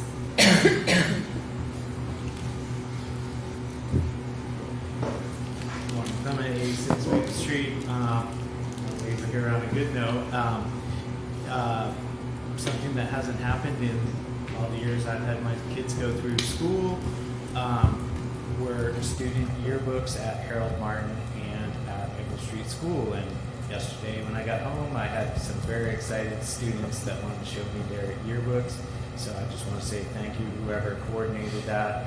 It is a nice little token of the year that the kids spent, and that whoever put it all together. I looked at both of them. I don't know if the high school has theirs, but the kids were pretty excited about it. So there's no mention of that I thought people should know. But thank you. They're great, and those are thanks to Carrie Sindoni and Patrice Brown. They were really wanting to bring those back because they happened for a long time and stopped at some point. So, yeah, thank you. Any other comments? All right. I'm going to go ahead then and close public comment period. Is there any other business or old business, anything we haven't covered tonight? I think we covered everything. We have no need for a non-public. We will not be having any more regular meetings this school year. Congratulations and thank you, everyone. We will be having a public hearing on drawing funds from the Technology Trust that will be posted once we land on a date. It should be the last week in June. Otherwise, thank you all. Wonderful summer. Thank you.